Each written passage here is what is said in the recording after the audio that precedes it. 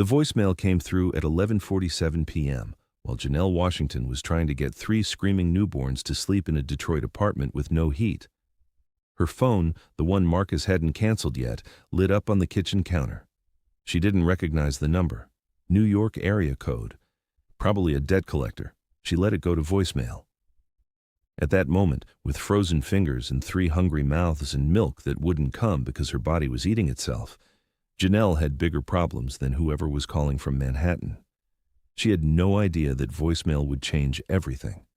She had no idea Marcus was already gone, and she had no idea that while she was counting down the minutes until sunrise, someone 600 miles away was trying to tell her she'd just inherited $1.3 billion. But we're getting ahead of ourselves. Let's go back 6 hours. To the moment Marcus Wade packed his Mercedes and drove away from the woman he'd promised forever. Marcus left at 5:43 p.m. on a Tuesday in February. Janelle knew the exact time because she'd been watching the clock, waiting for him to come home with formula. The babies, Caleb, Isaiah, and Naomi, were 6 days old. Too early to be in the world, the NICU nurses had said, but insurance only covered 5 days, and Marcus had insisted they were fine. They'd be fine. He'd handle it. He handled everything, didn't he? That's what he always said. Janelle heard his key in the lock and felt relief flood through her exhausted body. Thank God, the formula. She'd been stretching the last container with water, trying to make it last, trying to ignore the way the babies cried differently when they were still hungry, thinner, more desperate. Marcus walked in, but his hands were empty. No Target bags, no blue and white formula containers, just his phone and his keys and an expression Janelle had never seen before. Flat. Decided. "We need to talk," he said. Janelle was holding Naomi, trying to get her to take a bottle that was more water than formula. "Can it wait? I need to feed—" "No." His voice was sharp, final. "It can't wait." He sat down at their kitchen table, the one they'd bought together at an estate sale in Bloomfield Hills 3 years ago, the one where they'd eaten 1,000 dinners and talked about the future and planned for children they'd name after prophets and queens. Marcus folded his hands on that table and looked at Janelle like she was a problem he was solving, not a person, not his wife. A problem. "I'm leaving," he said. Just like that. 3 words. No preamble, no softness, just the truth, delivered like a business decision. Janelle stared at him. Naomi whimpered against her shoulder. From the bedroom, Caleb started crying. Then Isaiah joined in, that chorus of need that had become the soundtrack of her life. "What?" The word came out small, confused. "I can't do this." Marcus gestured vaguely at the apartment, at the crying, at her. "This wasn't what I signed up for. 1 baby, maybe, but 3? And you—" He stopped, started again. "You're not the woman I married anymore." Janelle looked down at herself. Milk-stained t-shirt, sweatpants she'd been wearing for 3 days, hair that hadn't been washed since before the delivery. She hadn't slept more than 90 minutes at a time in a week. Her body was broken and bleeding and trying to feed 3 humans while running on empty. "I just had your children," she whispered. "Our children. 6 days ago." "I know." Marcus stood up. "And I'm telling you I can't do it. I thought I could. I tried. But I can't." He pulled out his phone, started reading from notes he'd apparently prepared. "I've transferred your stuff to your name only. The lease ends next month. The utilities are being shut off tomorrow. I emptied the joint account. That money's mine, I earned it, and I've already filed for legal separation. You'll get the papers next week." Janelle couldn't breathe. The room tilted. "Marcus, wait, just wait, we can figure this out. We can—" "There's nothing to figure out." He pocketed his phone. "You'll be fine. Women like you always are. You're resourceful. You'll land on your feet." "Women like you." Janelle heard the words under the words. Black women. Strong. Expected to carry everything and complain about nothing. Expected to survive because survival was supposed to be their superpower. "The babies," Janelle said. Her voice cracked. "Marcus, they're 6 days old." "I know how old they are." He was already moving toward the door. I'll figure out child support, eventually, through the courts. But right now I need space. I need to think." Space? Janelle stood, still holding Naomi. You need space from your newborn children? Marcus's hand was on the doorknob. I never wanted 3. You knew that. We talked about 1, maybe 2, but 3? He shook his head. That's your thing. Your grandmother's multiple birth gene or whatever. This is on you. And then he left. Just opened the door, walked out and closed it behind him. Quiet, decisive, done. Janelle stood in the middle of the apartment and listened to his footsteps fade down the hallway, heard the elevator ding, heard the building door close 3 floors below. She stood there holding her daughter while her sons screamed in the bedroom, and she understood with perfect clarity that she was alone, completely, devastatingly, alone. The heat shut off at 6:15 a.m. the next morning. Janelle woke up, if you could call 90 minutes of unconsciousness between feedings waking up, to cold. Not uncomfortable cold, not turn up the thermostat cold, real cold, the kind that made her breath visible in the dark. She reached for her phone. 4:23 a.m. Marcus hadn't texted, hadn't called. She pulled the blanket tighter around herself and the 3 babies she'd brought into her bed because the apartment was too cold for them to sleep separately. Their tiny bodies pressed against hers, stealing what little warmth she had left. By 8 a.m., Janelle knew something was wrong. The apartment was freezing. Ice had formed on the inside of the windows, delicate patterns that would have been beautiful if they didn't represent the fact that her children were in danger. She called the building manager, got voicemail, called Marcus. Straight to voicemail, blocked. He'd blocked her. She tried the utilities company. After 40 minutes on hold, a bored customer service representative told her what she already suspected. Account was closed by Marcus Wade at 6 p.m. yesterday. If you want to restart service, you'll need to pay the deposit in first month. That's $340. Janelle checked her bank account. $87. That was it. Everything else was gone, transferred, taken, erased. This channel is growing because of people who understand that some stories need to be told. Stories about survival when the odds say you should break. About mothers who refuse to let their children become statistics. About the moment when rock bottom cracks open and shows you there's something deeper underneath. If you're still here, if this story has grabbed hold of you, do me a favor. Like this video, hit subscribe, and drop a comment telling me where you're watching from. Whether you're in Detroit or Denver, Atlanta or Anchorage, I want to know you're here. Because Janelle's story isn't just hers. It's a lot of ours. And it deserves witnesses. Janelle sat on the floor of her freezing apartment and did the math. $87 in the bank, no formula, no diapers, 3 babies who needed to eat every 2 hours, no family in Detroit. Her grandmother had died 2 years ago, the woman who'd raised her after her own mother disappeared into addiction.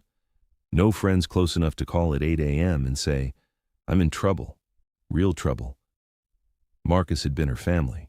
His friends had been her friends. His world had been her world. And he'd taken all of it when he left. Janelle looked at her 3 children, sleeping fitfully in a pile of blankets. Caleb's lips were pale. Isaiah's breathing seemed shallow. Naomi wouldn't stop shivering, these tiny tremors that shook her whole body. Okay, Janelle whispered. Okay. We're going to be okay. She said it 3 times, once for each baby, a prayer, a promise, a lie she needed to believe long enough to figure out the truth. She couldn't stay here. The heat was off. The temperature was dropping. Detroit in February didn't forgive. She had to get them somewhere warm. But where? Janelle pulled out her phone and scrolled through her contacts, stopped at one name, Greater Emmanuel Baptist Church. Pastor Davis. She'd gone to Greater Emmanuel a few times when she first moved to Detroit, before Marcus, before the wedding. Before she'd let her whole life become about being Mrs. Marcus Wade instead of Janelle Washington.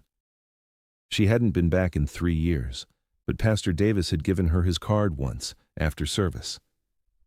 You ever need anything, sister, you call. That's what we're here for. She'd kept the card, stuck it in her wallet and forgot about it. Until now. Janelle dialed. 3 rings. Then a warm voice, sleep rough. Pastor Davis. Pastor, this is Janelle Washington. I don't know if you remember me. I used to come to Greater Emmanuel maybe 3 years ago. Sister Janelle, of course I remember. How are you? Janelle tried to answer. Her throat closed up. All that came out was a sound that wasn't quite crying, not quite breathing, something in between. Sister Janelle? Pastor Davis's voice sharpened with concern. Where are you? Home, my apartment. I need help. I have 3 babies. They're 6 days old. And I don't have heat. And I don't have... She couldn't finish. Couldn't list all the things she didn't have. What's your address? She told him. I'm 20 minutes away. You stay right there. Keep those babies warm. I'm coming. He hung up. Janelle sat in the cold silence and counted. 20 minutes, 1,200 seconds. She could keep them alive for 1,200 more seconds. She had to. Pastor Davis arrived in 18 minutes. Janelle heard the knock and opened the door to find him standing there with his wife, First Lady Sarah, both of them carrying bags. Oh, baby, First Lady Sarah said when she saw Janelle. Oh, sweet baby. She came inside and wrapped Janelle in a hug that smelled like cocoa butter and safety. Janelle hadn't been hugged like that since her grandmother died. She broke, just completely shattered against First Lady Sarah's shoulder, while Pastor Davis went to the bedroom and came back carrying 2 babies. First Lady Sarah was already holding Naomi. We're taking you to the church, Pastor Davis said. His voice was gentle but firm. We've got a family shelter, heat, food, everything you need. You and these babies are coming with us right now. I can't pay, Janelle whispered. Nobody's asking you to pay, First Lady Sarah said. This is what family does, and baby, your family. They packed Janelle's things in 15 minutes. Clothes, diapers, bottles, blankets, everything that mattered, everything she could carry. Pastor Davis loaded it all into his truck while First Lady Sarah got the babies into car seats they'd brought from the church nursery. Janelle took one last look at the apartment, at the place where Marcus had said, I do, 3 years ago in a living room full of friends, at the kitchen table where they'd planned their future, at the bedroom where he'd told her he loved her 1,000 times before he left her with 3 babies and no heat and $87. Let it go, baby, First Lady Sarah said softly. Whatever happened here, you're leaving it behind. But Janelle couldn't let it go. Not yet. Because on the kitchen counter her phone was ringing. New York area code, same number from last night. She grabbed it. Hello? Is this Janelle Marie Washington? A woman's voice. Professional. Urgent. Yes, who is this? My name is Patricia Rothman. I'm an attorney with Rothman and Associates in Manhattan. I've been trying to reach you for 6 weeks. It's regarding the estate of your father, Lawrence Whitfield. Janelle's world stopped. Lawrence Whitfield. She hadn't heard that name in 27 years, not since she was 3 years old, and he'd left. Not since her mother had spiraled into drugs trying to cope with being abandoned. Not since her grandmother had taken her in and raised her and told her, that man is dead to us, baby. We don't speak his name. My father's estate? Janelle's voice sounded distant, disconnected. Yes, Mr. Whitfield passed away 7 weeks ago. He left specific instructions in his will. You're his sole heir. Janelle sat down, the room tilted. I don't understand. Miss Washington, your father's estate is valued at approximately $1.3 billion, and it's all yours. The phone slipped from Janelle's hand, clattered onto the kitchen floor. Pastor Davis picked it up. Hello, this is Pastor Marcus Davis. Who am I speaking? With? Janelle couldn't hear the response. Couldn't hear anything over the ringing in her ears. $1.3 billion. Her father. The man who'd abandoned her mother, who'd left them with nothing, who'd let her grow up in her grandmother's one-bedroom apartment in Detroit's East Side while he what? Built a fortune, lived in Manhattan, forgot she existed, and Marcus had left yesterday. Left her and 3 babies in a freezing apartment with $87 and no future. Left her counting down the hours until she'd have to make impossible choices. Had he known? Miss Washington. Patricia Rothman's voice came through the phone, tinny and distant. Pastor Davis held it out to Janelle. She says she needs to speak with you. Says it's urgent. Janelle took the phone with shaking hands. I'm here. Miss Washington, I need you to understand something. Your father's estate includes liquid assets, real estate, and corporate holdings. The inheritance is real, it's legal, and we need to begin the transfer process immediately. Why? Janelle whispered. Why now? Why me? He left when I was 3. Patricia was quiet for a moment. That's a conversation we need to have in person. Can you come to New York?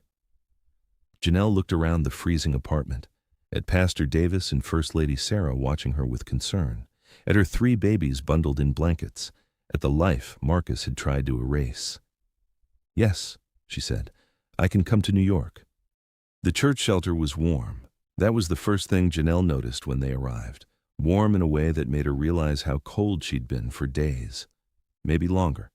Maybe since Marcus had started pulling away during her 3rd trimester, making excuses about work, staying late at the office, coming home smelling like perfume that wasn't hers. She'd ignored it, told herself she was being paranoid, hormonal, but bodies know things before minds accept them. Janelle's body had been cold for months. First, Lady Sarah settled her in a small room with 2 twin beds and 3 bassinets that the church kept for families in crisis. We serve about 40 families a month, she explained, arranging blankets. Mostly women and children. Domestic violence, homelessness, abandonment. You're not alone in this, baby. Not by a long shot. Janelle fed the babies, changed them, laid them down in the warm room, and watched them sleep without shivering for the first time in 12 hours. Then she sat on the edge of the bed and let herself fall apart. Quietly. The kind of crying that doesn't make sound because you learned young that tears are private things. First, Lady Sarah sat beside her and didn't say anything. Just sat. Present. Steady. After a while, Janelle spoke. I need to tell you something. About the phone call. She explained about Patricia Rothman, about Lawrence Whitfield, about $1.3 billion that apparently belonged to her now. First, Lady Sarah listened without interrupting. When Janelle finished, the older woman was quiet for a long moment. Does your husband know? She finally asked. Janelle's breath caught. I don't know. I don't think so. He left yesterday. The lawyer said she'd been trying to reach me for 6 weeks. 6 weeks. First Lady Sarah's voice was careful, neutral. That would have been right around Christmas. Janelle remembered Christmas. Marcus had been obsessed with the mail, checking it twice a day, sometimes 3 times, getting annoyed when Janelle offered to bring it up from the mailbox. I've got it, he'd snap. I'm expecting something important. She'd thought it was about work, about the promotion he'd been chasing at the investment firm where he worked. She hadn't questioned it, because questioning Marcus usually meant arguments she was too tired to have.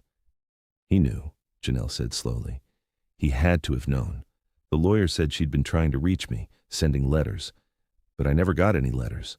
First Lady Sarah's expression hardened. Baby, I need you to listen to me carefully. What I'm about to say might sound harsh, but it's important. Janelle nodded.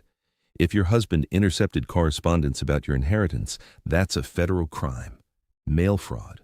And if he abandoned you and 3 newborns right after learning you were about to inherit over $1 billion, she paused. That's not just cruelty. That's calculation. The words hit like a physical blow. Calculated. Marcus had calculated her worth and found her less valuable than whatever he wanted more. What do I do? Janelle whispered. First, you rest. Then tomorrow we're going to make some calls. Get you a lawyer here in Detroit who can work with the estate lawyers in New York, and we're going to make sure your husband doesn't get 1 penny of what's rightfully yours. First Lady Sarah stood. For tonight you sleep. Those babies are safe. You're safe. Tomorrow we fight. Janelle lay down on the twin bed after First Lady Sarah left, stared at the ceiling, thought about Marcus, about the man she'd met 7 years ago at a community fundraiser in Grosse Pointe. He'd been charming, attentive, a white man who saw her, really saw her, in a room full of people who looked through her like she was invisible. You're remarkable, he'd said that first night. The way you talk about urban education reform, you're going to change the world. She'd believed him. Believed that he saw something special in her, believed that their love was the kind that transcended race and class and all the things that usually kept people in separate worlds. She'd been 23, working as a community organizer, making $32,000 a year and loving every minute of it because the work mattered. The kids mattered. She'd been building something. Marcus had been 29, already making 6 figures at his firm, already on track to become a partner by 35, already knowing exactly what he wanted from life and how to get it. For the first 2 years, it had been good. He'd come to her events, met her grandmother, talked about building a life together that honored both their backgrounds. Then they got engaged, moved into a nicer apartment, his lease, his name on everything. "It's easier this way," he'd said. "My credit is better. We'll get a better rate." She'd let him handle the finances, let him handle everything, really, because he was good at it and she was busy with work and planning a wedding and trying to keep her grandmother healthy as she declined. Her grandmother had died 3 months before the wedding. "I don't trust him, baby," she'd whispered in the hospital. "He loves the idea of you, but I don't think he loves you." Janelle had dismissed it. Grief talking. Fear of being left alone. But now, lying in a church shelter with 3 newborns and $87 to her name, she heard her grandmother's voice like prophecy. "He loves the idea of you." Marcus had loved the idea of her. A brilliant black woman he could parade at firm events. Proof he was progressive, enlightened, not like those other white men. But when the idea became 3 crying babies and stretch marks and milk-stained shirts and a reality that required actual sacrifice, he'd left. Simple as that. Calculated the cost and decided she wasn't worth it. Janelle's phone buzzed. Text from an unknown number. Unknown. "This is Marcus. We need to talk. About the babies. About everything. I made a mistake." Her fingers hovered over the screen. 3 hours ago, she would have responded immediately. Would have said, "Yes, come back, we'll figure it out. I forgive you." But that was before Patricia Rothman's phone call. Before First Lady Sarah's warning about calculation. Before Janelle understood that Marcus had left her in a freezing apartment with 3 newborns. Not because he was overwhelmed, but because he'd done the math and decided abandoned wife was worth more than present husband when it came to her inheritance. She blocked the number. Then she opened her email. Found the folder she'd created 2 years ago but never had the courage to look at. Evidence. That's what she'd labeled it. Inside were screenshots, bank statements showing money moved without her knowledge, credit card charges at hotels she'd never been to, emails between Marcus and someone named Vanessa, his work colleague, that were definitely not professional. Janelle had found them 18 months ago, had confronted him once. "You're being paranoid," he'd said. "Vanessa's just a friend, a colleague. You're letting your insecurity make you crazy." So she'd backed down, apologized for snooping, but she'd kept taking screenshots, kept documenting. Some part of her knew, the same part that had been cold for months. She forwarded the entire folder to her own email, then to a new email address she created on the spot, janellewashington.legal@gmail.com. Then she deleted everything from her phone. If Marcus had been intercepting her mail, he might have access to her phone too, to her accounts, to everything. Tomorrow, she'd buy a new phone. Tomorrow, she'd call Patricia Rothman and start the process of claiming her inheritance. Tomorrow, she'd find the best divorce attorney in Michigan and make sure Marcus Wade understood exactly what he'd walked away from. But tonight, she just lay in the warm room and listened to her babies breathe. 3 tiny miracles who'd survived 6 days with a father who'd researched the math of abandonment. Caleb, Isaiah, Naomi, named after the faithful, the obedient, the loyal. They deserved better than Marcus Wade's calculation. And Janelle was going to make sure they got it. At 3 a.m., Janelle woke to feeding time, changed 3 diapers, made 3 bottles, held 3 babies and counted their heartbeats. 1, 2, 3, 1, 2, 3. She'd been counting since they were born, not to survive, although survival was part of it. She counted to remind herself what mattered. 3 heartbeats, 3 reasons to keep going, 3 lives that depended on her being stronger than her circumstances. By 4 a.m., they were all fed and sleeping again. Janelle sat in the dark and thought about her father, Lawrence Whitfield, the man who'd left her mother, the man who'd let Janelle grow up without him, the man who'd apparently died 7 weeks ago and left her everything. Why? The question echoed in the dark room. Why leave her a fortune when he'd left her nothing her entire life? Patricia Rothman had said they needed to talk in person, that there were things Janelle needed to understand, things that couldn't be explained over the phone. Janelle pulled out her laptop, the one Marcus hadn't thought to take because it was old and slow and basically worthless. She opened Google and typed, "Lawrence Whitfield billionaire." The results filled her screen. Lawrence Whitfield, tech innovator and founder of Whitfield Industries, dies at 73. Billionaire philanthropist Lawrence Whitfield leaves behind complicated legacy. Whitfield estate estimated at $1.3 billion. Heirs unknown. Janelle clicked on the first article. Read about a man who'd built a fortune in software and real estate, who'd donated millions to education and civil rights causes, who'd been married 3 times and had no known children. Except he had a child. He had Janelle. She found a photo. Lawrence Whitfield at some gala, wearing a tuxedo, standing next to a woman in diamonds. He was handsome, light-skinned black man with gray hair and sharp eyes. He looked like someone who belonged in boardrooms and country clubs. He looked nothing like Janelle's memory of him, the young man in the one photograph her grandmother had kept. That photo showed a different Lawrence, younger, softer, smiling at someone off camera with unguarded joy. "Who were you?" Janelle whispered to the screen. "And why did you leave us?" Her phone rang. New York number, Patricia Rothman, at 4 a.m. Detroit time, which meant 5 a.m. in New York. "Miss Washington, I'm sorry to call so early. I saw your email activity on the estate documents and wanted to catch you while you were awake." "You're monitoring my email?"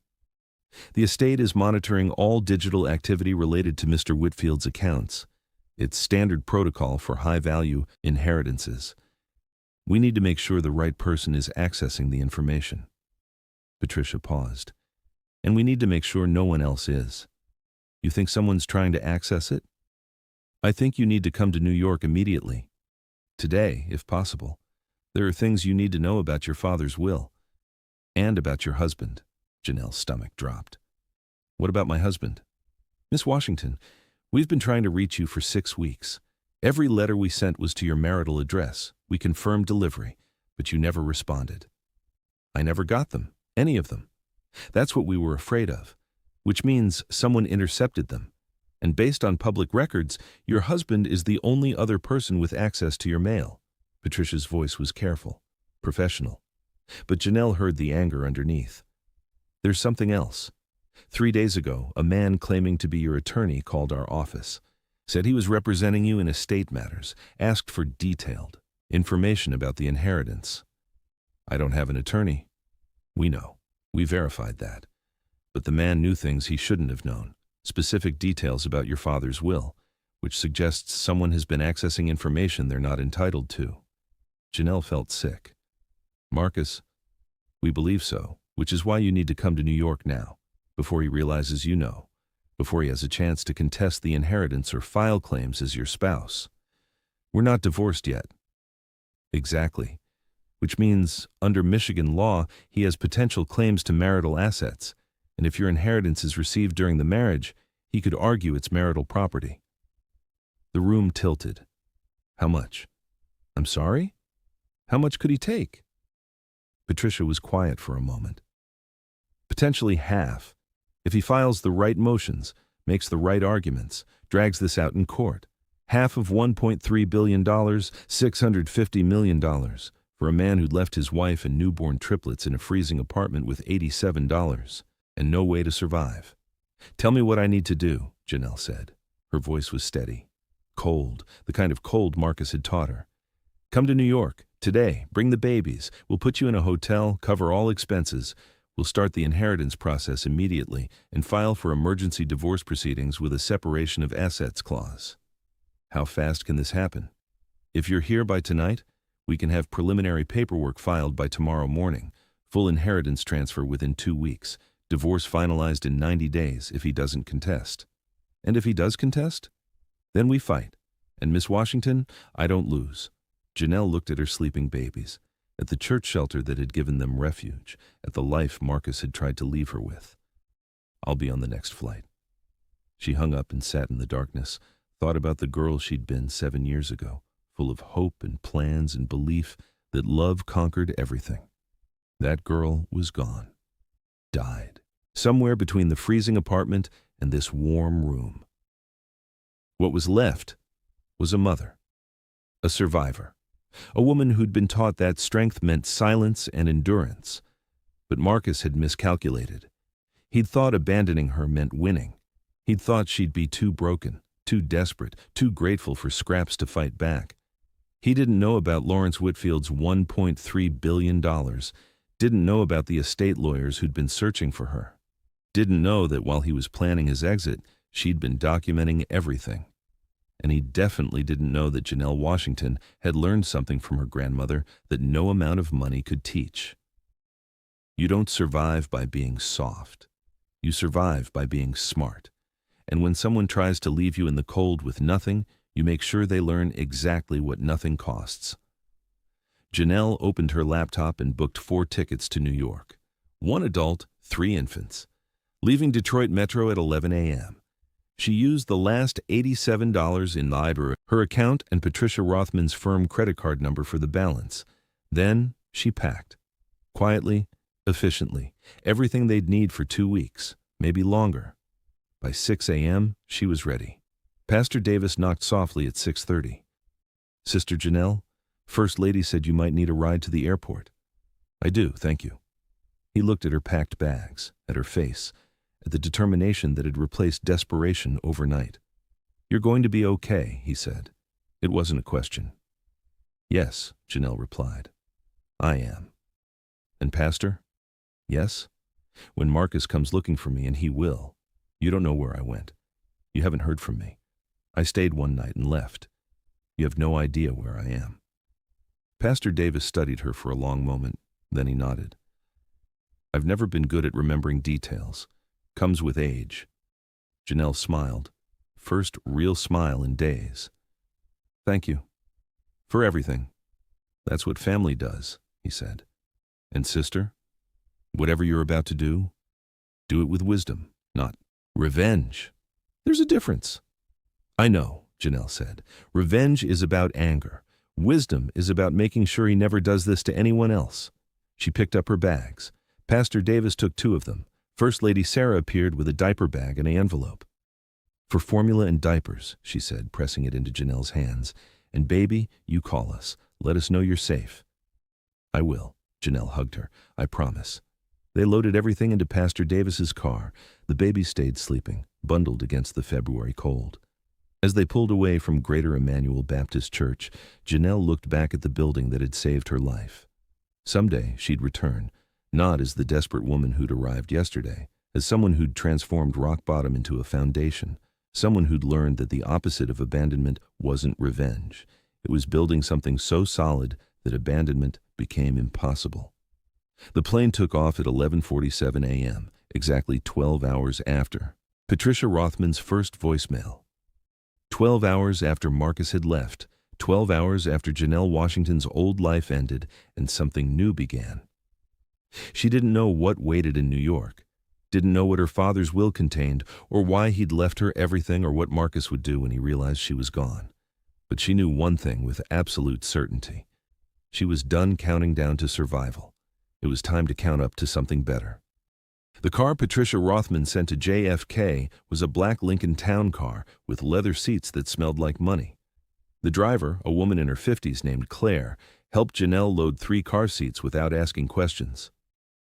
"Miss Rothman said you'd have your hands full," Claire said, buckling Isaiah in with practiced efficiency. "My daughter had triplets 5 years ago. I know the drill."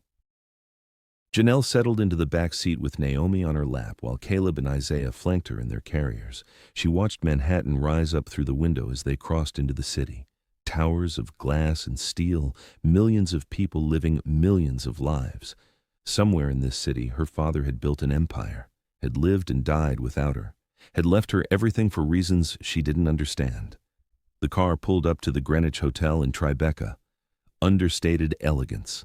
The kind of place Janelle had walked past 100 times in her imagination, but never thought she'd enter. Claire handled everything. Bags, babies, check-in. Within 20 minutes, Janelle was standing in a suite that cost more per night than her monthly rent in Detroit. Floor-to-ceiling windows overlooking the Hudson, a separate bedroom with a king bed and 3 bassinets already set up, a living room with couches that looked like art, a kitchen stocked with formula, diapers, and groceries she hadn't ordered. "Miss Rothman thought you might need some things," Claire said. "She'll be here at 3 p.m. for the meeting. That gives you 2 hours to settle in. After Claire left, Janelle stood in the middle of the suite and felt the dissonance. 24 hours ago, she'd been in a freezing apartment with $87. Now she was in a hotel suite that probably cost $2,000 a night, surrounded by everything she needed, waiting to claim $1 billion inheritance. It didn't feel real. Felt like a dream she'd wake up from. But the babies were real. Their cries when they got hungry were real. The exhaustion in her bones was real. Janelle fed them, changed them, laid them down in the bassinets. Then she stood at the window and watched the city move below. Thought about Marcus, about what he was doing right now. Whether he'd gone back to the apartment and found her gone. Whether he'd called Pastor Davis. Whether he knew yet that she knew. Her phone buzzed. A new phone she'd bought at the Detroit airport with the last of First Lady Sarah's cash. The number was unfamiliar. She answered. "Miss Washington, this is Patricia Rothman. I'm in the lobby. May I come up?" "Yes." 3 minutes later, there was a knock. Janelle opened the door to find a woman in her early 50s, black, elegant, wearing a gray suit that probably cost more than Janelle's entire wardrobe. Patricia Rothman looked like someone who won battles before they started. "Thank you for coming," Patricia said, stepping inside. Her voice was warm but professional. "I know this is overwhelming. I'll try to make it as simple as possible." They sat in the living room. Patricia pulled out a leather portfolio. "First things first, you are Lawrence Whitfield's daughter. We have DNA confirmation from medical records he kept. There's no question about paternity or your right to this inheritance." "He had my DNA?" "He had a sample from when you were born. Your mother gave it to him before he left. He kept it for 27 years. Patricia's expression softened. "I think he always planned to find you. He just waited too long." Janelle absorbed that. Her father had carried proof of her existence for nearly 3 decades, had known exactly who she was, had chosen not to reach out until death forced his hand. "Why did he leave?" she asked. "Why did he abandon my mother?" Patricia was quiet for a moment. "That's complicated and painful. Are you sure you want to know?" "I need to know." "All right." Patricia pulled out a photograph. Old, faded. It showed a young black man and a young black woman, both smiling at the camera. The woman was holding a baby. "That's your mother and father, and you, 3 months old." Janelle stared at the photo. She'd never seen a picture of her parents together. Never knew what they looked like when they were happy. "Your father was 23 when you were born, working on a startup, living in a basement apartment in Brooklyn. Your mother, Diane, was 21. They weren't married, but they were in love." Patricia paused. "Then your father's company took off. 6 months after you were born, he got a buyout offer. $50 million. Life-changing money." "And he took it," Janelle said quietly. "He took it and left us." "Not exactly." Patricia pulled out another document. "He took it and tried to bring you both with him. But your mother's family. They had opinions, strong opinions about a dark-skinned woman with a light-skinned man who was suddenly rich. They told Diane that Lawrence would leave her eventually, that men like him always left women like her once they had options, that she should take what she could now before he disappeared." Janelle felt something cold settle in her chest. What did she take? Nothing, because Lawrence offered her everything, marriage, security, partnership, but Diane's family convinced her it was a trap, that he was trying to control her, that she should leave first before he could abandon her. Patricia's voice was gentle. "So she did. She took you and left, told Lawrence to stay away, that she didn't want his money or his pity." "But he left us with nothing," Janelle whispered. "My mother died when I was 10, overdose. We were living in my grandmother's apartment, barely surviving. He didn't leave you with nothing. He sent money every month, $5,000, for 27 years. Patricia slid a bank statement across the table. "But the account was in your grandmother's name, and your grandmother never told your mother, never told you." Janelle stared at the statement. "Deposits, regular, monthly, $5,000 on the first of every month since she was 3 months old." "Why wouldn't she tell us?" "Because your grandmother blamed Lawrence for your mother's addiction, blamed him for leaving. She took the money, used it to raise you, to give you opportunities, but she never wanted you to know where it came from." Patricia's expression was sad. "She wanted you to believe you'd survived on your own strength, and you did. But you weren't as alone as you thought." The room tilted. Everything Janelle thought she knew about her childhood was restructuring itself. The apartment that always had food even when her grandmother worked minimum wage jobs, the good school she'd gone to in a better district, the college fund that had appeared when she turned 18. That was him, Janelle said. All of it. All of it. He watched from a distance, made sure you were taken care of. And when he got sick, pancreatic cancer, diagnosed 18 months ago, he started planning. He wanted to make sure you'd be set, up for life, that you'd never have to struggle again. Patricia pulled out the will. He left you everything, Janelle. $1.3 billion in liquid assets, real estate, and corporate holdings, no strings, no conditions, just a letter. She handed over an envelope. Expensive paper, Lawrence Whitfield's name embossed on the back. Janelle opened it with shaking hands. Dear Janelle, if you're reading this, I'm gone. And I'm sorry. Not just for dying, but for everything that came before. For letting your mother's fear become my excuse not to fight harder, for watching you grow up from a distance instead of being present, for choosing to respect your grandmother's wishes instead of forcing my way into your life.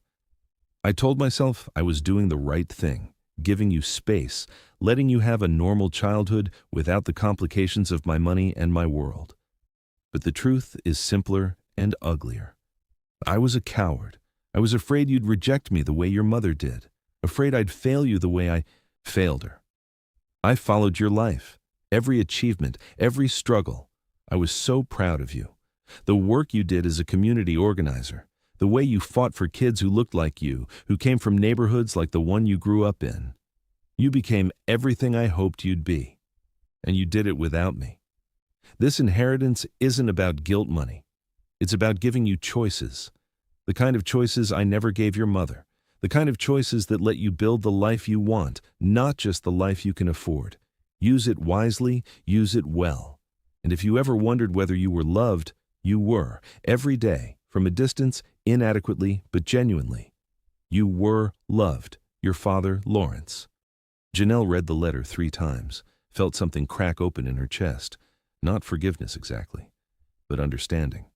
Her father hadn't been a villain, just a man who'd made bad choices and tried to fix them from the wrong distance. There's one more thing, Patricia said gently. Your husband. Janelle's head snapped up. What about him? Patricia pulled out another folder. We've been monitoring the situation. After you left Detroit, Marcus went to your apartment, found you gone. He's been calling hospitals, police stations, shelters. He filed a missing persons report this morning. Good, Janelle said. Let him panic. There's more. We pulled his financial records as part of our due diligence on potential claims to your inheritance. Patricia's expression hardened. Janelle, your husband has been planning to leave you for at least 4 months. He opened a separate bank account in November, started transferring money. He rented an apartment in Royal Oak 2 weeks before the babies were born, in someone else's name. Whose name? A woman named Vanessa Chen. She works at his firm. The name landed like a punch. Vanessa. The colleague Marcus had insisted was just a friend, the woman he'd said Janelle was being paranoid about. He was leaving me for her, Janelle said quietly. He was. But here's what's interesting. He didn't file for divorce before the babies were born. He waited. And based on email records we've subpoenaed. You subpoenaed his emails? We're protecting a $1.3 billion estate. We have grounds. And what we found suggests that Marcus knew about your father's death. He knew you were an heir. He's been corresponding with someone at our firm who was trying to reach you. Janelle felt cold, the kind of cold that had nothing to do with temperature. He intercepted the letters? We believe so, and we believe he was trying to figure out how to position himself to maximize his claim to your inheritance before filing for divorce. The timing of his departure, right after the babies were born, before you could receive the inheritance, suggests he was trying to establish abandonment, which under Michigan law would actually strengthen his claim as a spouse who left under duress. Patricia leaned forward. Janelle, your husband isn't just cruel. He's calculating. He researched this, planned it. He was going to come back after you got the money and claim he'd been overwhelmed by new fatherhood, but wanted to reconcile. Then he'd take half and leave again. The rage that rose up in Janelle was clean and cold, not the hot anger of betrayal, something else, something surgical. What do I need to do? We file for divorce immediately. Emergency separation of assets. We claim the inheritance was received after abandonment, which makes it separate property. We document everything, the lack of heat, the empty bank account, his departure. We make it impossible for him to claim anything. Patricia pulled out paperwork. But there's a risk. If he contests this, it could drag out for years, cost millions in legal fees, and there's always a chance a sympathetic judge gives him something. Janelle thought about Marcus, about the man who'd researched how to maximize his take from her inheritance, who'd left 3 newborns in a freezing apartment as part of a strategy, who'd calculated that abandoned wife was worth more than present husband. Is there another option? She asked. Patricia smiled. It wasn't a nice smile. There is, but it requires you to be comfortable with strategic patience. I'm listening. We let him think you don't know about the inheritance yet. We let him think you're desperate, broken. We offer him a divorce settlement that's so generous he can't refuse. You keep the babies. He pays minimal child support, no alimony, clean break. Why would I do that? Because the settlement includes one clause: complete financial disclosure and assumption of marital debt, every credit card, every loan, every liability acquired during the marriage. He gets the apartment lease, the car payment, everything, and he signs a waiver of any future claims to assets you acquire after the divorce is final. Janelle saw it then. The trap. Beautiful and surgical. How much debt are we talking about? Patricia pulled out another spreadsheet. Based on our investigation, Marcus has approximately $340,000 in debt he's been hiding from you. Student loans he never paid off, credit cards maxed out on the apartment in Royal Oak. The Mercedes is leased at $1,200 a month. He can't afford any of it on his salary alone. He was planning to use your inheritance to dig himself out. So if he takes the settlement, he assumes all of it. And you walk away clean with 3 babies and an inheritance he doesn't know exists. By the time he realizes what he signed, the divorce will be final, and he'll have no legal recourse. Janelle looked at her sleeping babies, at the life Marcus had tried to erase, at the future her father had given her even though he'd never been present. She thought about revenge, about what Pastor Davis had said: do it with wisdom, not anger. This wasn't revenge, this was justice.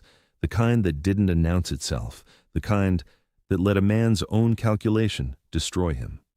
How fast can you move? Janelle asked. Divorce papers filed by tomorrow morning, settlement offer delivered by tomorrow afternoon. If he signs without contesting, we're done in 90 days. Do it, Janelle said. All of it. You're still here. That means something. It means you're the kind of person who understands that survival isn't always loud. Sometimes it's quiet, strategic.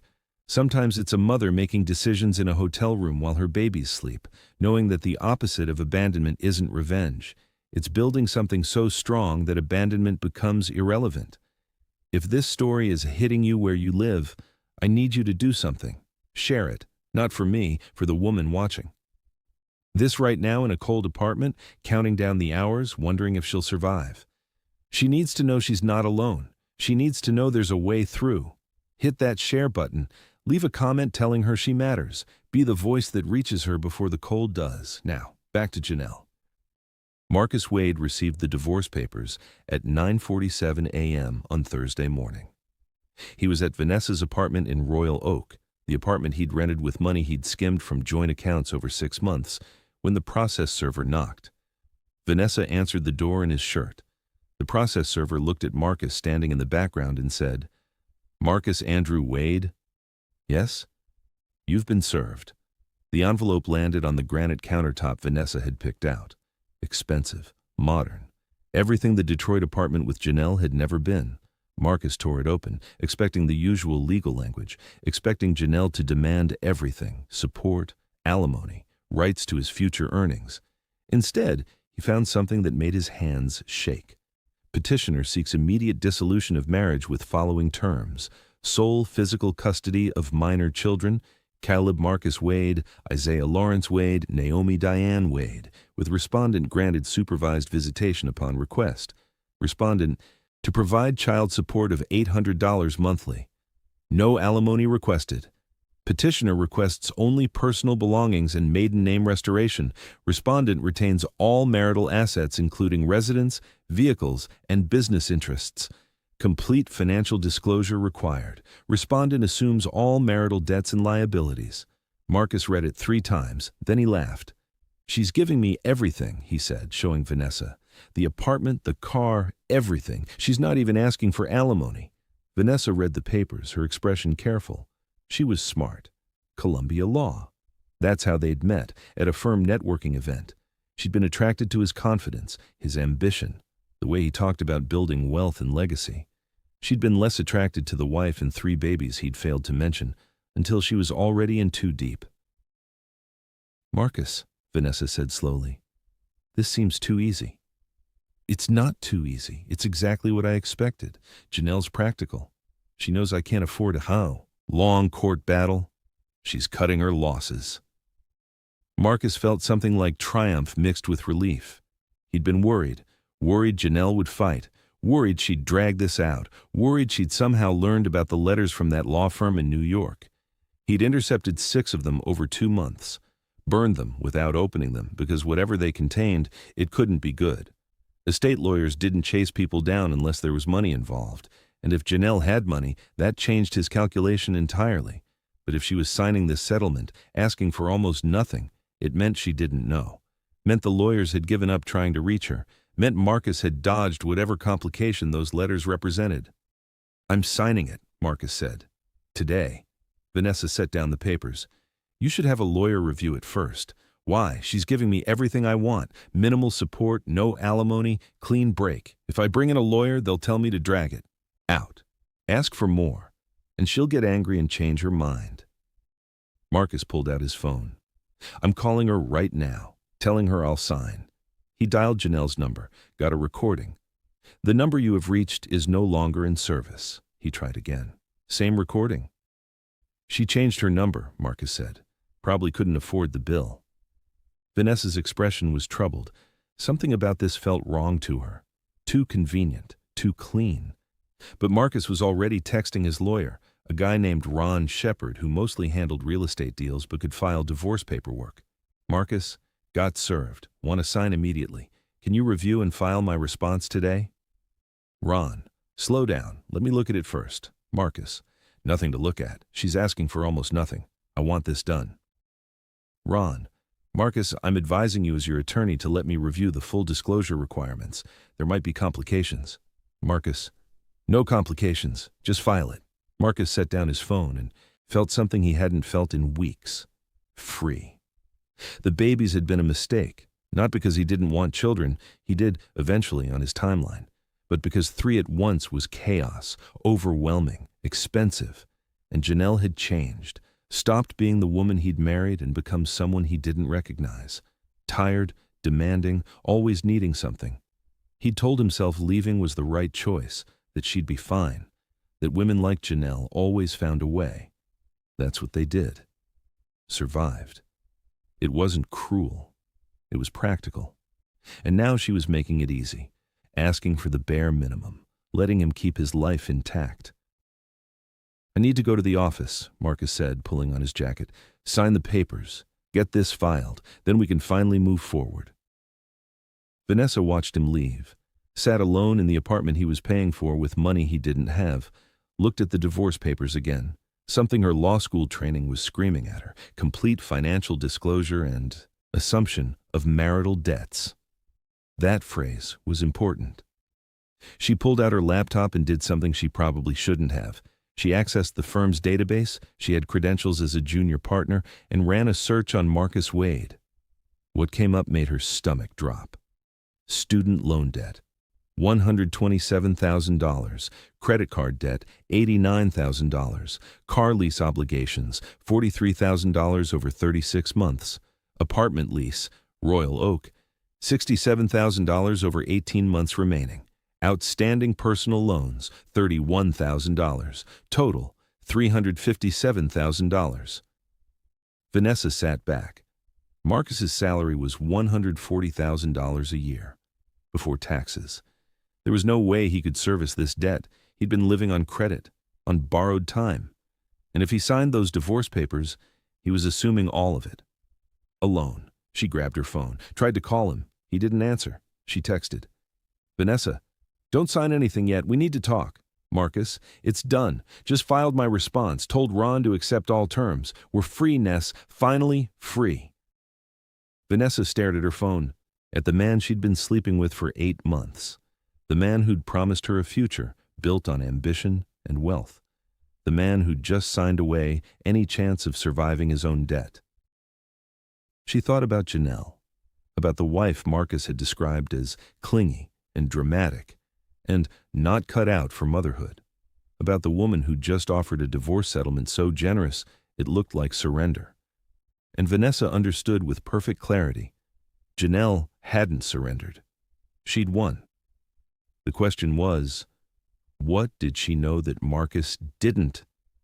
In New York, Patricia Rothman received a notification at 2:37 p.m.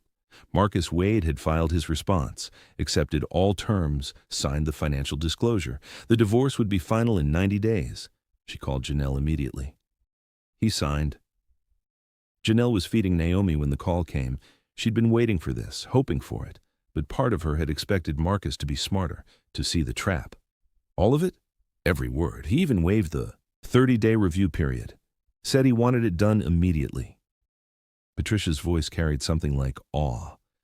"Janelle, he just assumed $357,000 in debt and gave up any claim to assets you acquire after the divorce is final. By the time he realizes what he signed, you'll be the sole owner of a $1.3 billion estate, and he'll be drowning in obligations he can't afford."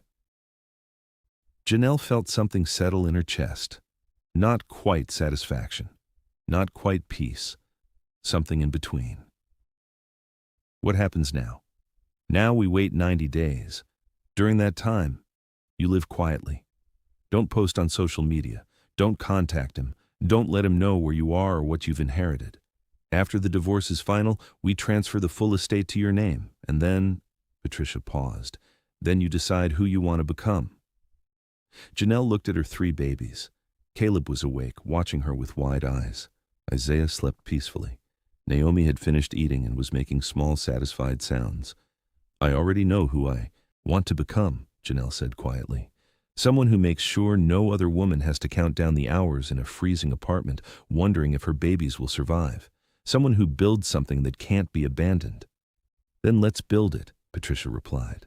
The 90 days passed slowly. Janelle stayed in New York, established residency, started meeting with financial advisors and attorneys and people who knew how to protect generational wealth. She learned about trusts and foundations and investment strategies, learned the language of the world her father had lived in, the world she'd inherited.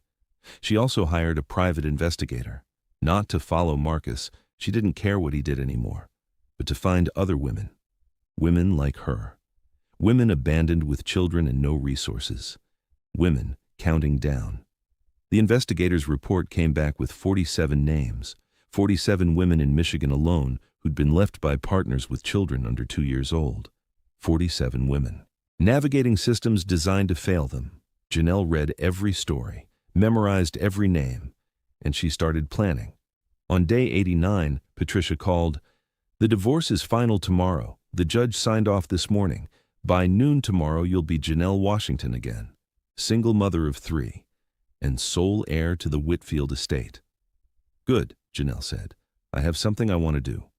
The next day, Janelle Washington walked into the offices of Rothman and Associates as a single woman worth $1.3 billion. She wore a black dress her grandmother would have been proud of, simple, dignified, no apologies. Patricia met her in the conference room with a team of attorneys and financial advisors. On the table sat a folder containing the final inheritance documents. "Before we proceed," Patricia said, "I need to ask you something. What do you want to do with this money? How do you want to live?" Janelle thought about it, about the girl she'd been 7 years ago, about the woman Marcus had tried to erase, about the mother she'd become in a freezing apartment, counting heartbeats. I want to build a foundation, Janelle said, for women who have been abandoned, emergency housing, legal support, child care, job training, everything they need to survive and rebuild. She pulled out a notebook. She'd been writing in it for 90 days, planning, calculating, dreaming. I want to call it the Janelle Washington Foundation, after my mother, the woman who could have used this help but never got it. Patricia smiled. How much do you want to allocate? Half, $650 million initial funding. The room went silent. One of the financial advisors cleared his throat. Miss Washington, that's substantial. Perhaps you should start smaller. See how it goes. I've lived small my entire life, Janelle said quietly. I've survived on almost nothing. I've counted down minutes wondering if I'd make it to morning. I know exactly what these women need. And I know $650 million is what it takes to build something that actually works. She looked at Patricia. My father watched from a distance, sent money, but never showed up. I'm not doing that. I'm showing up for every woman who needs it. Patricia nodded. Then let's do it. They spent 6 hours that day outlining the foundation structure. Emergency housing with heat that couldn't be remotely shut off. Legal aid funds that didn't run out, child care programs that were actually free, job training that led to real employment, mental health services, financial literacy programs, everything Janelle had needed and never received. By 6 p.m., they had a framework. By 8 p.m., they had preliminary paperwork. By midnight, the Janelle Washington Foundation existed, not just as an idea, as a legal entity with $650 million in funding and a mission that could be summarized in 3 words: show up. Always. Janelle went back to her hotel suite, fed the babies, changed them, laid them in their bassinets. Then she stood at the window and looked at the city. Thought about Marcus, about what he was doing right now, whether he'd figured out yet what he'd signed away, whether he understood that the woman he'd abandoned had become someone he couldn't recognize. Her phone buzzed. Unknown number. She almost didn't answer, but something made her. Hello? Janelle? It's Vanessa. The voice was hesitant, guilty. I don't know if you remember me. I work with Marcus, or I used to. Janelle was quiet, waiting. I need to tell you something about Marcus, about what he did. Vanessa's voice shook. I didn't know he was married when we started. I swear I didn't know. And when I found out, I should have stopped. I should have walked away, but I didn't. And I'm sorry. I'm so sorry. Why are you calling me? Janelle asked. Her voice was calm. Cold. Because he's falling apart. The debt collector started calling last week. He can't make the payments, can't afford the apartment or the car or anything. He tried to contest the divorce yesterday. Said you tricked him. But his lawyer told him it's too late. That he signed a binding agreement. Vanessa paused. He's been calling you, texting. He's desperate. I know, Janelle said. I blocked him. He asked me to call you, to tell you he made a mistake, that he wants to work things out, that he'll do anything. Vanessa's voice was bitter now. But I'm not calling for him. I'm calling for you, because you deserve to know something. What's that? The letters, the ones from the law firm in New York. He intercepted them, burned them. He knew you'd inherited something. He didn't know how much, but he knew it was substantial, and he planned everything around that. The timing of leaving, the divorce terms. He thought you didn't know. Thought you'd accept the settlement, and then he'd come back later and claim he deserved half because it was received during the marriage. Vanessa took a breath. He calculated it, Janelle, all of it. The cold, apartment, the empty bank account, everything. He thought you'd be too desperate to fight. Janelle felt something cold and bright settle in her chest. Confirmation, not of what she'd suspected, but of what she'd known. Thank you for telling me, Janelle said, but I already knew. How? Because I know Marcus. I know how he thinks, and I knew that if he was leaving, it wasn't because he was overwhelmed. It was because he'd done the math and thought he'd win. Janelle paused. He was wrong.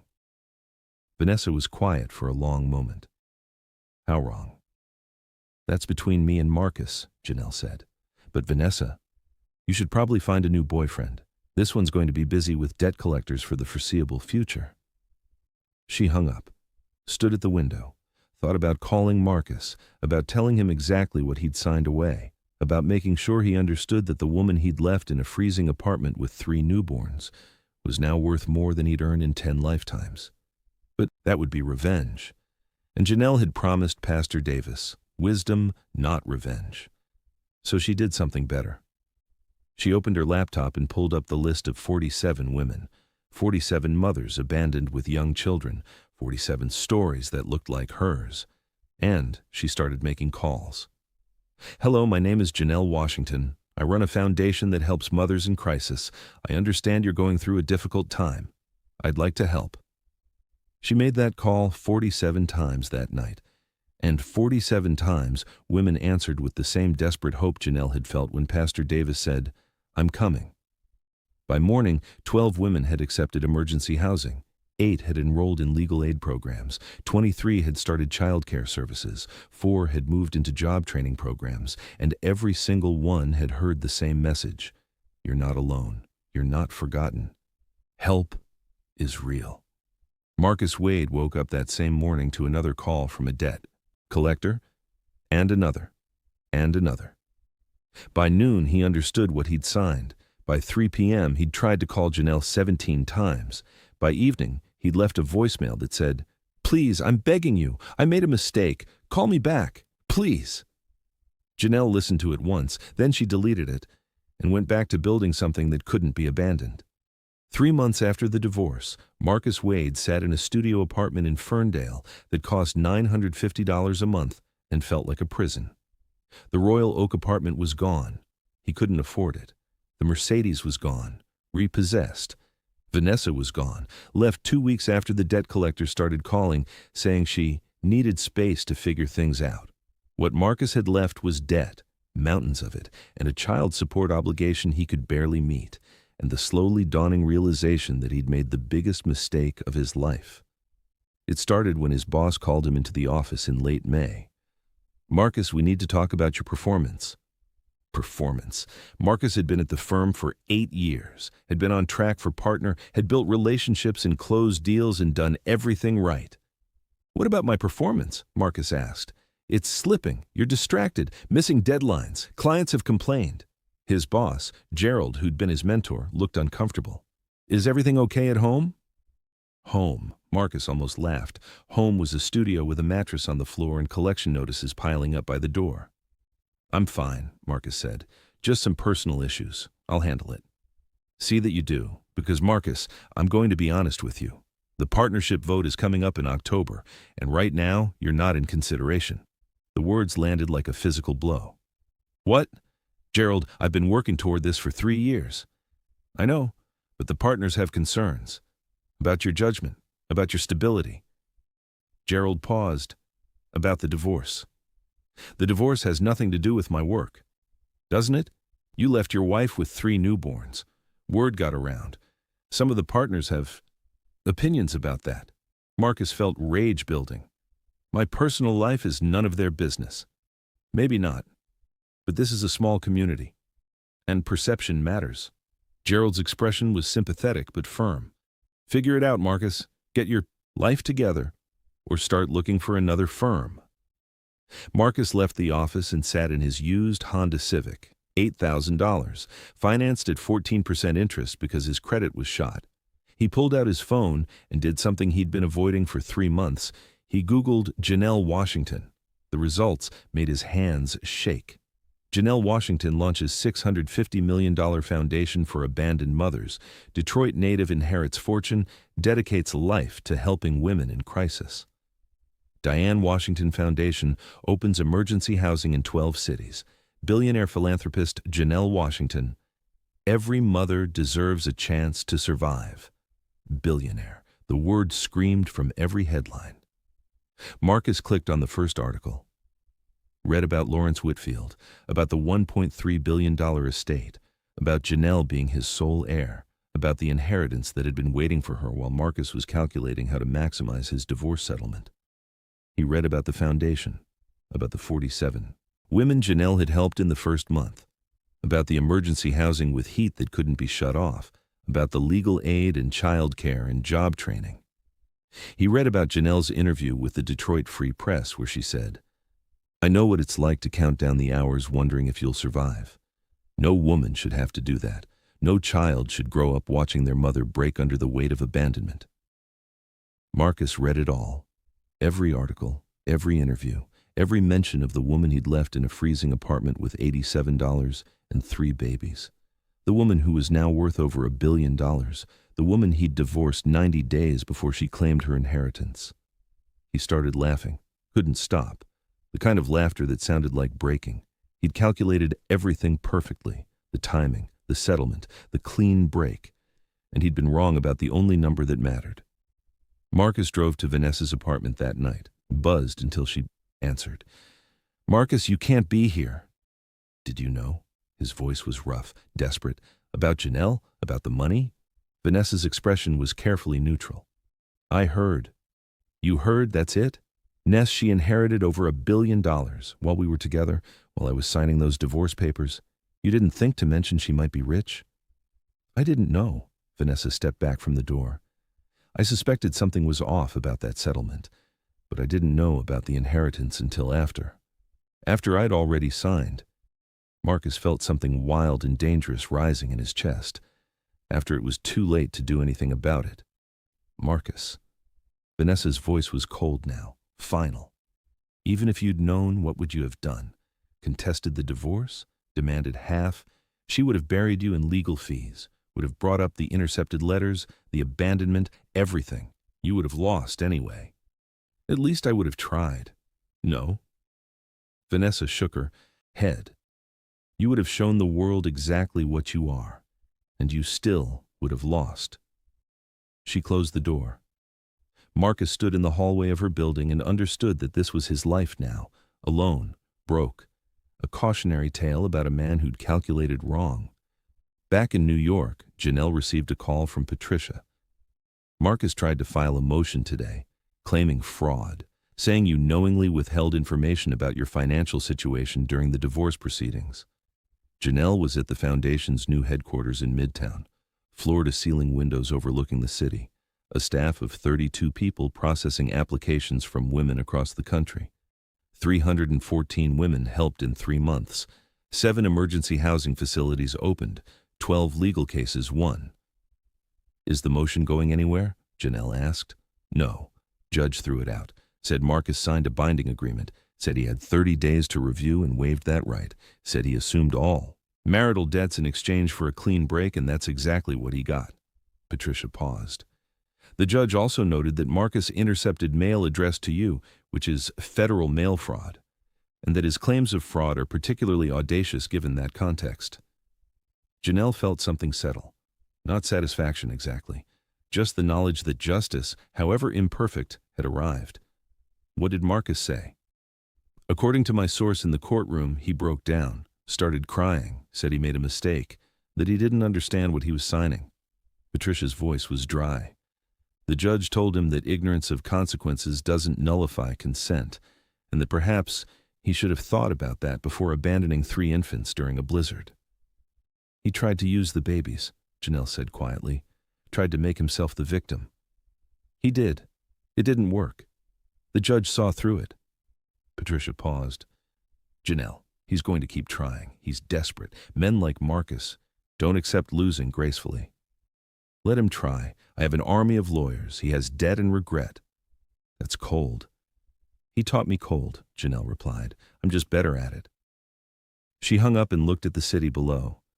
Thought about Marcus in his studio apartment, about the debt collectors calling, about the partnership he'd probably never get now. She didn't feel triumphant, didn't feel vindicated. She just felt tired.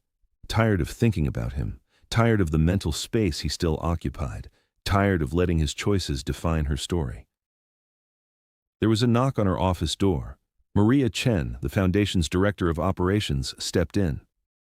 "Janelle, we have a situation. A woman in Chicago, 3 kids under 4. Husband emptied their bank account and left yesterday.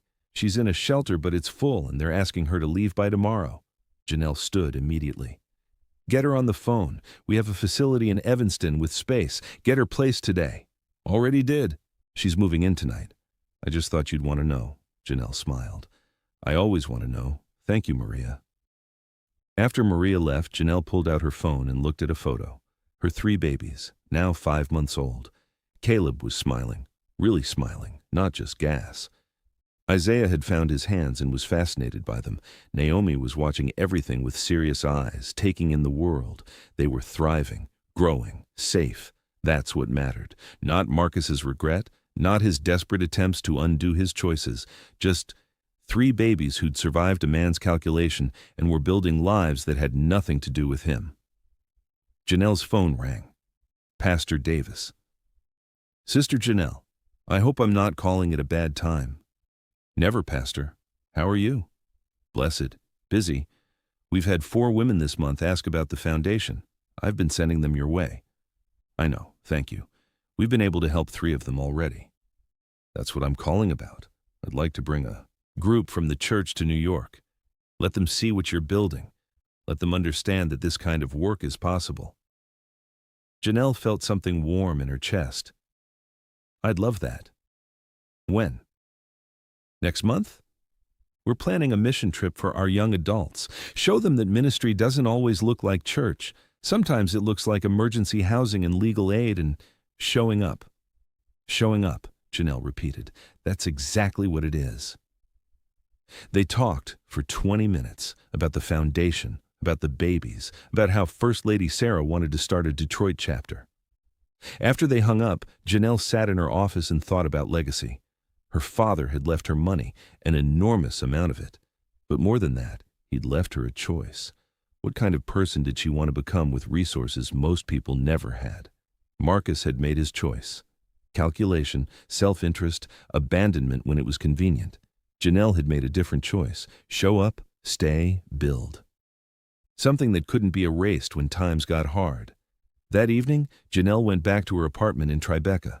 She'd bought it outright. 3 bedrooms, 3 bathrooms, space for the babies to grow. She'd furnished it with care. Photos of her grandmother, the one picture she had of her mother, a letter from her father she'd framed and hung in her office, and in the living room, 3 cribs. Soon to be 3 toddler beds, then 3 twin beds, then 3 teenagers who'd roll their eyes when she worried, then 3 adults who'd build their own lives. Janelle fed them dinner, gave them baths, read them stories they were too young to understand but loved anyway. Then she held all 3, Caleb on her left, Naomi in the middle, Isaiah on her right, and counted heartbeats. 1, 2, 3, 1, 2, 3. Not to survive anymore, to remember what mattered. 3 babies who'd outlasted a man's cruelty, 3 lives that proved love was stronger than calculation. 3 heartbeats that kept time with hope instead of fear. Marcus texted that night at 11:47 p.m. Marcus, I know you probably won't read this, but I need to say it anyway. I'm sorry. I was wrong. About everything. I don't expect forgiveness. I just need you to know that I understand now what I destroyed, and I'll spend the rest of my life regretting it. Janelle read it once. Then she blocked the number. Not out of anger, not out of revenge, just out of the simple truth that some doors, once closed, should stay that way. The next morning, Janelle Washington woke up at 6 a.m. to 3 babies who needed feeding. She made bottles, changed diapers, got them dressed. Then she went to work at the Diane Washington Foundation and helped woman number 315 find emergency housing. Woman number 316 got legal representation in her custody battle. Woman number 317 got job training and childcare so she could work by the end.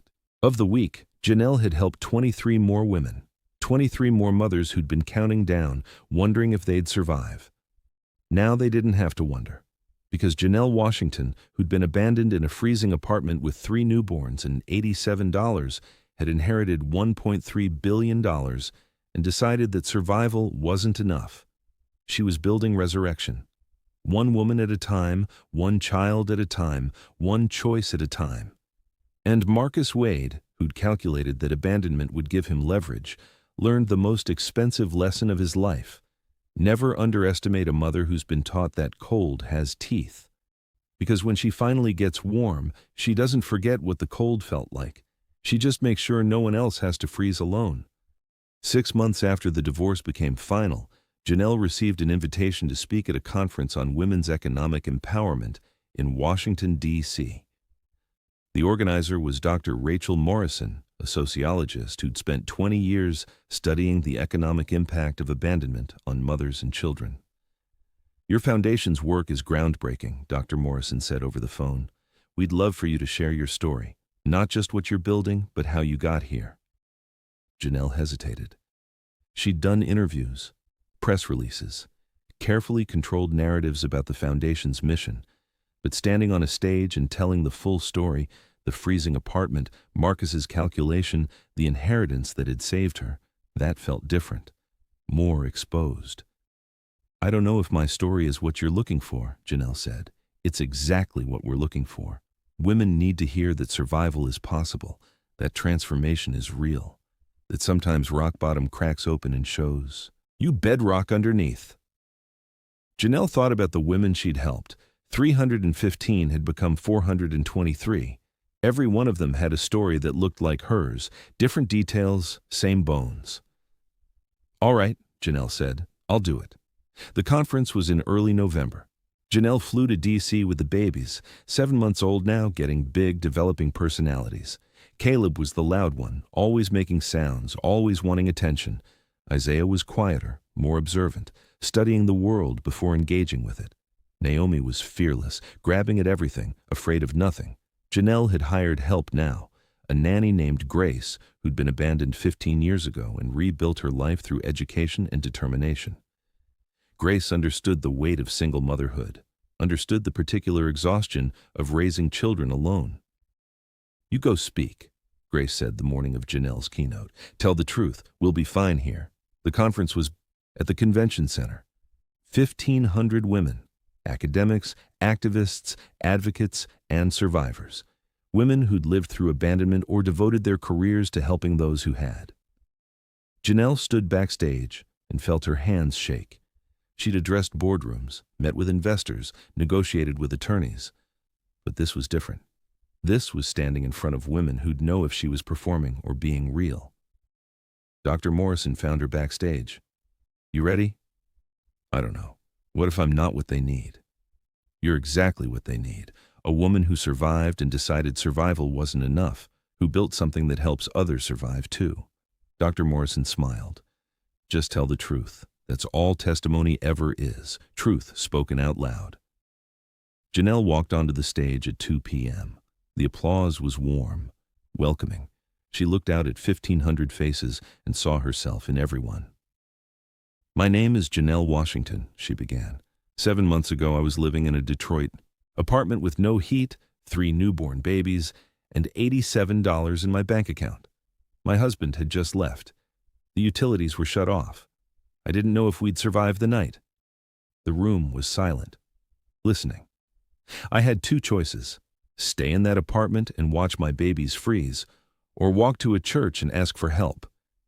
I chose help, and that choice saved our lives. Janelle told the story. All of it. Marcus's abandonment, the intercepted letters, the inheritance she didn't know existed, the divorce settlement that looked like surrender but was actually strategy.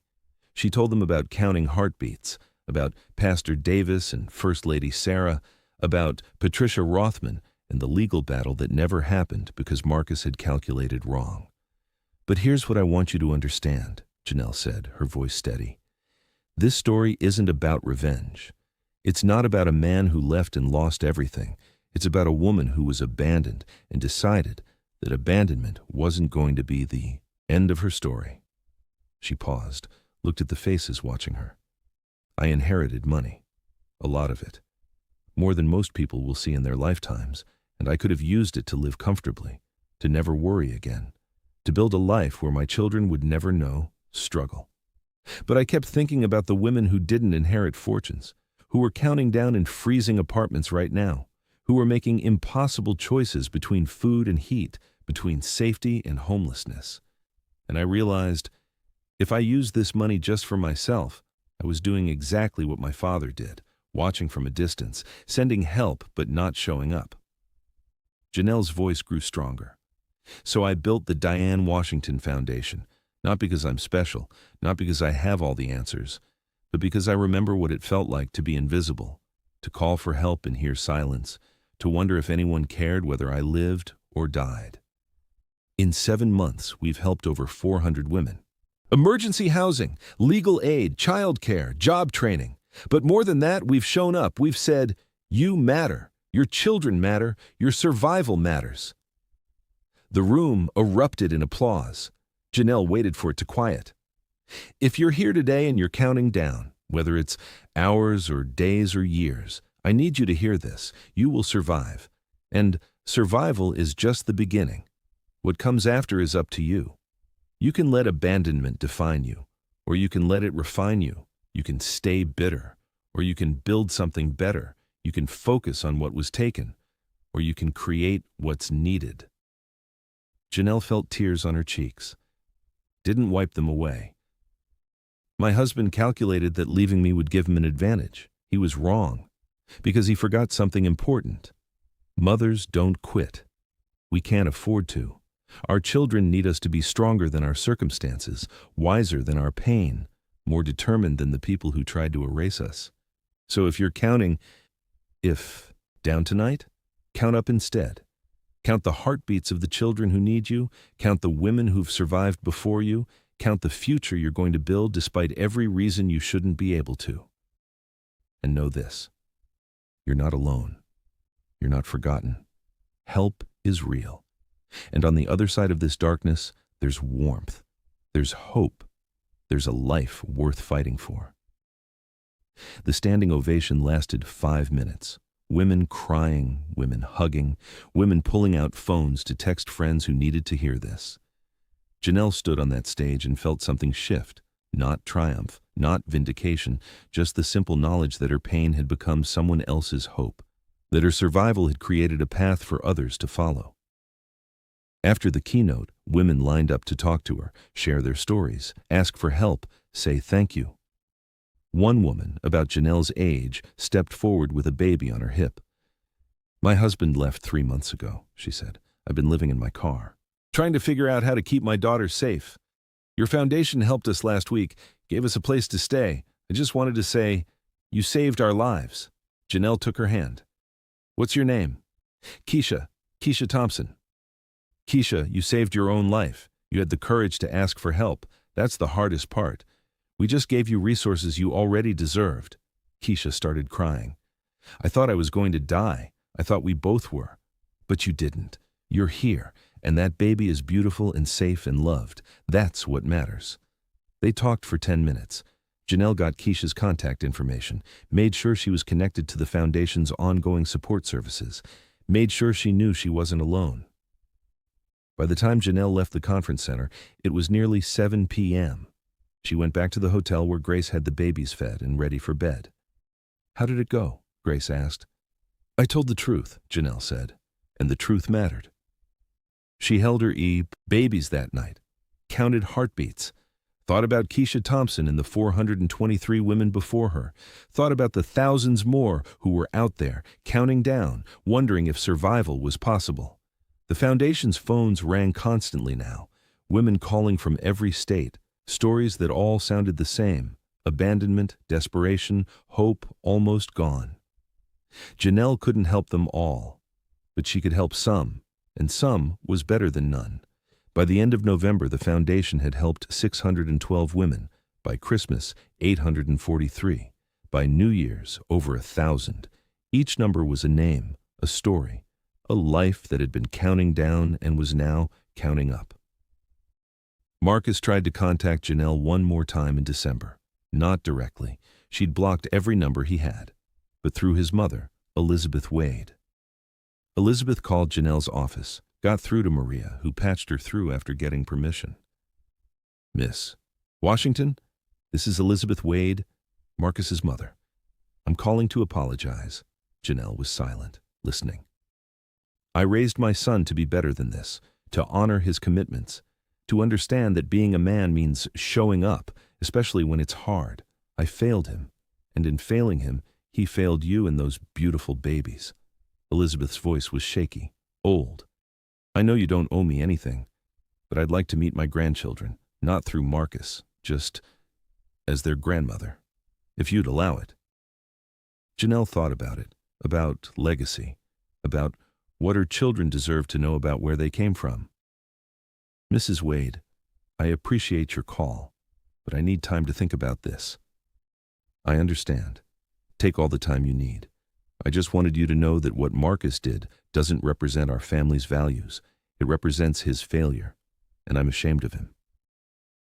They hung up.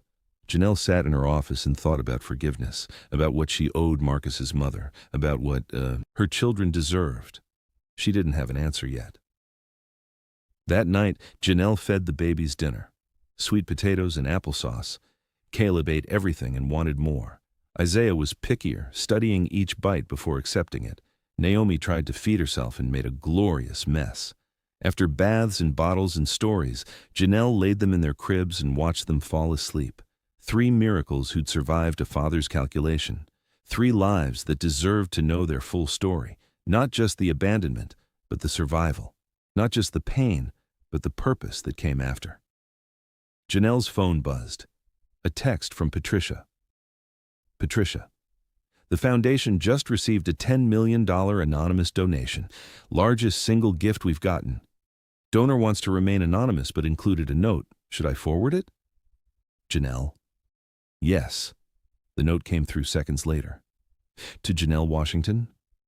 I'm a woman who was abandoned 20 years ago with 2 young children. I had no resources, no help. I survived barely, built a business, made something of my life. But I never forgot what it felt like to count down in the dark, wondering if I'd make it to morning.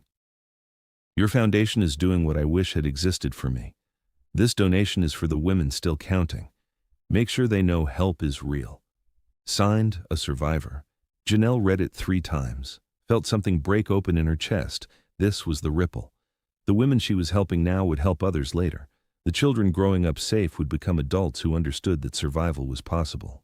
That transformation was real, that sometimes you had to count down before you could count up. She texted Patricia back. Janelle, accept the donation and send the donor a message. Thank you for surviving, for remembering, for showing up. Janelle stood at the window of her Tribeca apartment and looked at the city. Somewhere out there, Marcus was living with his choices. Elizabeth Wade was living with shame. Vanessa Chen was probably dating someone new, someone who didn't come with debt and regret. And Janelle? Janelle was living with purpose, with 3 babies who were growing into toddlers, with a foundation that was changing lives, with a future that looked nothing like the past. The cold had taught her to count, the money had taught her to build, and the abandoned had taught her the most important lesson of all. Survival isn't selfish. Survival is sacred. And when you survive something that should have killed you, you have a choice. Let it break you, or let it become the foundation for something better. Janelle Washington chose better, every single day. Spring came to New York with a gentleness that surprised Janelle. After the brutal winter, her first in the city, the warmth felt like grace. The babies were almost a year old now, walking, babbling, becoming people with opinions and preferences and distinct personalities that made her laugh and cry in equal measure. Caleb was everywhere at once, climbing, exploring, testing boundaries with the confidence of someone who'd never known fear. Isaiah was cautious, thoughtful.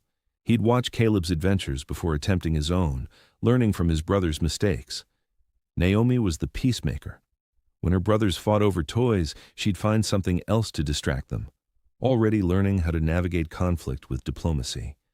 Janelle watched them and wondered what Marcus was missing, not with bitterness, just with the quiet knowledge that some losses couldn't be calculated until it was too late. The foundation had grown beyond Janelle's wildest projections. 18 months after its launch, they'd helped over 2,000 women, opened emergency housing facilities in 27 cities, funded legal cases that set precedents for how abandonment was treated in family court, created job training programs that actually led to employment.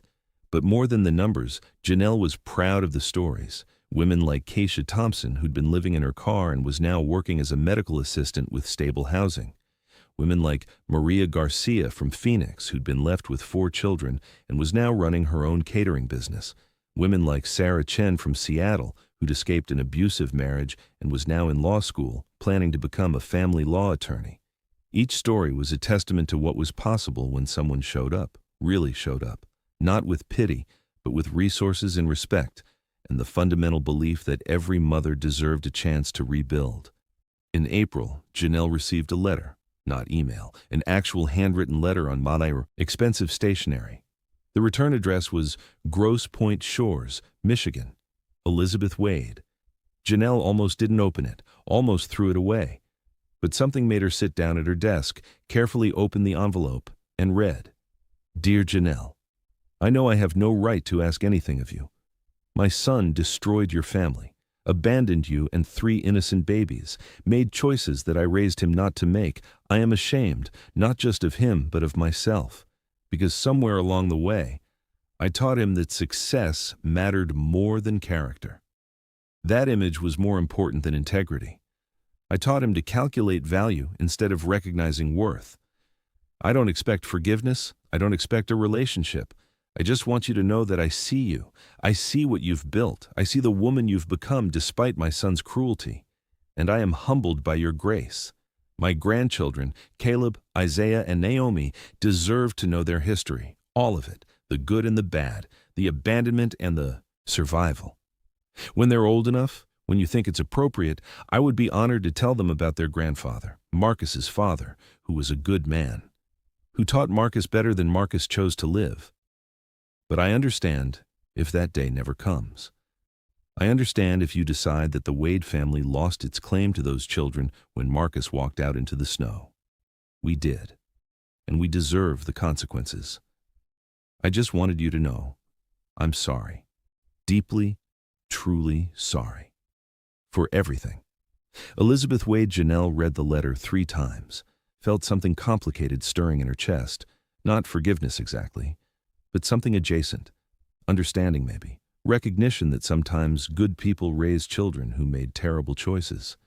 That shame could be genuine, that apologies, even when they couldn't fix anything, still mattered. She put the letter in a drawer, didn't respond immediately. Let herself sit with it for a few days. Grace noticed something had shifted. "You okay?" she asked one morning while helping wrangle the triplets into high chairs for breakfast. "I got a letter from Marcus's mother." Grace paused mid-banana slice. What did she want? To apologize, to maybe meet the baby someday, to acknowledge what her son did. "What are you going to do?" Janelle shook her head. "I don't know yet. Part of me thinks the babies deserve to know their father's family, the good parts anyway. But another part of me thinks we've built something good without the Wades. Why risk disrupting it?" "What does your gut say?" Janelle thought about it, about her own father, about how she'd wished for years that Lawrence Whitfield had shown up, had been present, had chosen her over pride or fear or whatever had kept him distant. "My gut says people deserve second chances, not Marcus, but maybe his mother. Maybe she can be something to them that he never will." Grace nodded slowly. "Then maybe start small. A phone call, see how it feels." A week later, Janelle called Elizabeth Wade. The phone rang 3 times before an older woman's voice answered. "Hello? Mrs. Wade, this is Janelle Washington." Silence, then a sharp intake of breath. "Janelle, thank you for calling. I didn't think you would." "I almost didn't." Janelle's voice was careful, measured. "But I read your letter multiple times, and I think we need to talk." They talked for an hour that first call. Elizabeth told stories about Marcus's father, Richard, who died when Marcus was 16. A good man who'd volunteered at homeless shelters, who'd taught Marcus that privilege meant responsibility, who'd made his son promise to use his advantages to help others, not just himself. "Richard would be devastated by what Marcus did," Elizabeth said, her voice thick, "would be ashamed. And I think that's why Marcus fell apart afterward, because he knew his father would have been disgusted." Janelle listened. Didn't defend Marcus, didn't attack him either, just let Elizabeth talk. "I'd like to meet the babies," Elizabeth said finally. "Not as their grandmother necessarily, just as someone who wants to know them, who wants them to know that their father's family isn't all like him."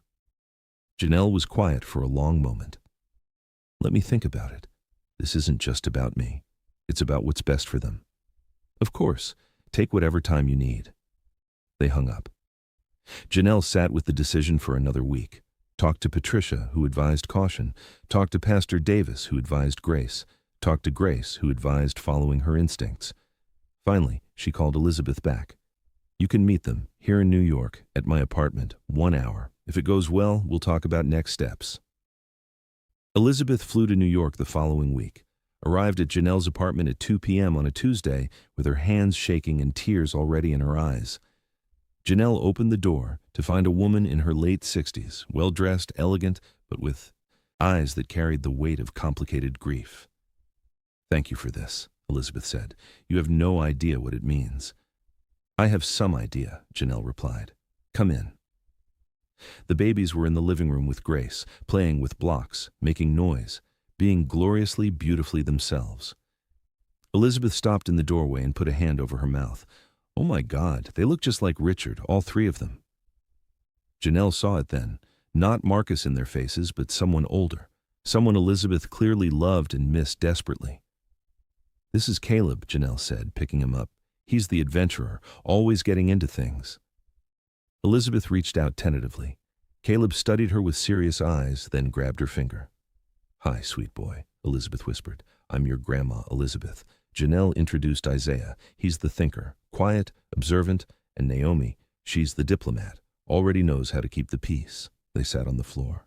Elizabeth played with the babies, gentle, present, clearly aching with love and loss in equal measure. After 30 minutes, Elizabeth looked at Janelle.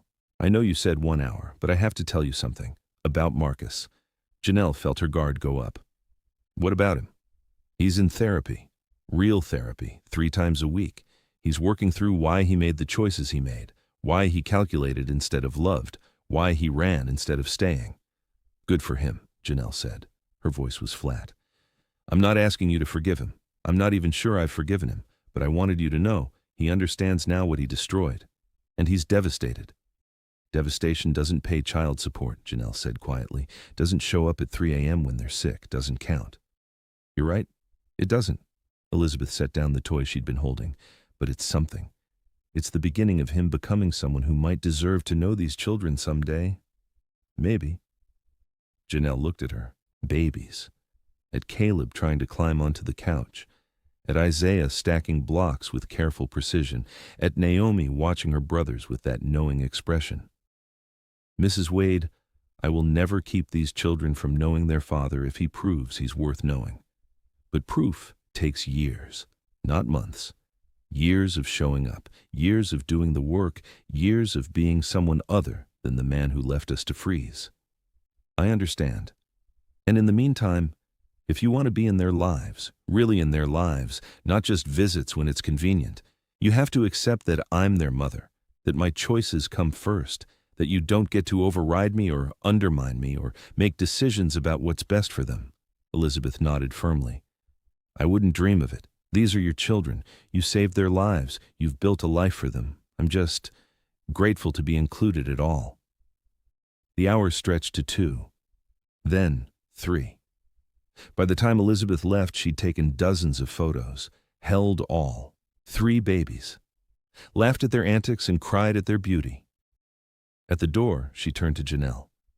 Thank you for your grace. You didn't have to do this. No, Janelle agreed. But my children deserve to know that not everyone in their father's family abandoned them, that sometimes people make mistakes and still deserve forgiveness.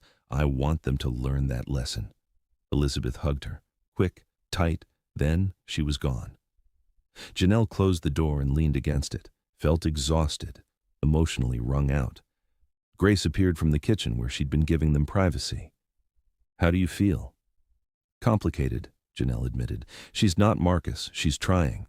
But it's hard not to resent her for raising someone who could do what he did. Fair, Grace said, but also, you did a good thing today. Gave those babies a grandmother who wants to know them. That's not nothing. Janelle looked at her children, at the life she'd built, at the choices she'd made that had led to this moment. My father watched from a distance, Janelle said quietly. Sent money, but never showed up. I don't want my children's story to be about absence, even if the present person is imperfect. even if it's complicated. At least, its presence. That night, after the babies were asleep, Janelle sat at her laptop and wrote an email to Elizabeth. Elizabeth, thank you for coming today, for being gentle with them, for understanding that this is on my terms. If you're serious about being part of their lives, here's what I need. Weekly video calls. Show up consistently, not just when it's convenient. Birthday and holiday visits, in person, here in New York or we come to Michigan. But consistent. No discussions about Marcus unless I bring it up. These children will learn about their father when I decide they're ready, not before. If you can commit to those terms, you're welcome in their lives. If not, this was a nice visit and we'll leave it there. Let me know. Janelle, she sent it before she could second-guess herself. Elizabeth's response came within 20 minutes. Janelle, yes to all of it. Whatever you need. Whatever they need. I'm in. Thank you for giving me a chance to love them. I won't waste it. Elizabeth Janelle read it twice. Then she closed her laptop and went to check on her babies. They slept peacefully. 3 miracles who'd survived a father's abandonment and were now building lives that included a grandmother who was trying. Imperfectly, but trying. And Janelle? Janelle was learning that sometimes the opposite of abandonment wasn't perfection. It was just showing up, consistently, imperfectly, but really, truly showing up. The foundation's work continued. By the end of spring, they'd helped 2,500 women. The stories kept coming. The need kept growing. But so did the resources, the anonymous donations, the women who'd been helped years ago and were now giving back. Janelle stood at her office window one afternoon in May and watched the city move below. Thought about the girl she'd been 18 months ago, freezing, desperate, counting down. That girl was gone, transformed by necessity and money and the choice to build something bigger than her pain. What remained was a woman, a mother, a builder, someone who'd learned that survival was just the floor, not the ceiling, and someone who'd decided that the best way to honor her own survival was to make sure no one else had to count down alone. 2 years after Marcus Wade left his family in a freezing apartment, Janelle Washington stood on the stage at the United Nations for the International Women's Economic Forum. The babies, no longer babies but toddlers now, 2 years old and full of opinions, were with Grace back at the apartment. Caleb was probably dismantling something. Isaiah was probably reading a board book upside down, pretending he understood it. Naomi was probably mediating their inevitable conflicts. Janelle wore a navy suit her grandmother would have been proud of. Simple, dignified, the uniform of a woman who'd earned her place in rooms that once would have been closed to her. The moderator, a former World Bank director named Dr. Amara Johnson, introduced her with words that still felt surreal. Janelle Washington built a billion-dollar foundation in less than 2 years. The Diane Washington Foundation has helped over 3,500 women escape abandonment, poverty, and abuse. It's operating in 42 cities across the United States with plans to expand internationally. But more than the numbers, Janelle has changed the conversation about what we owe mothers in crisis. Please welcome her to the stage.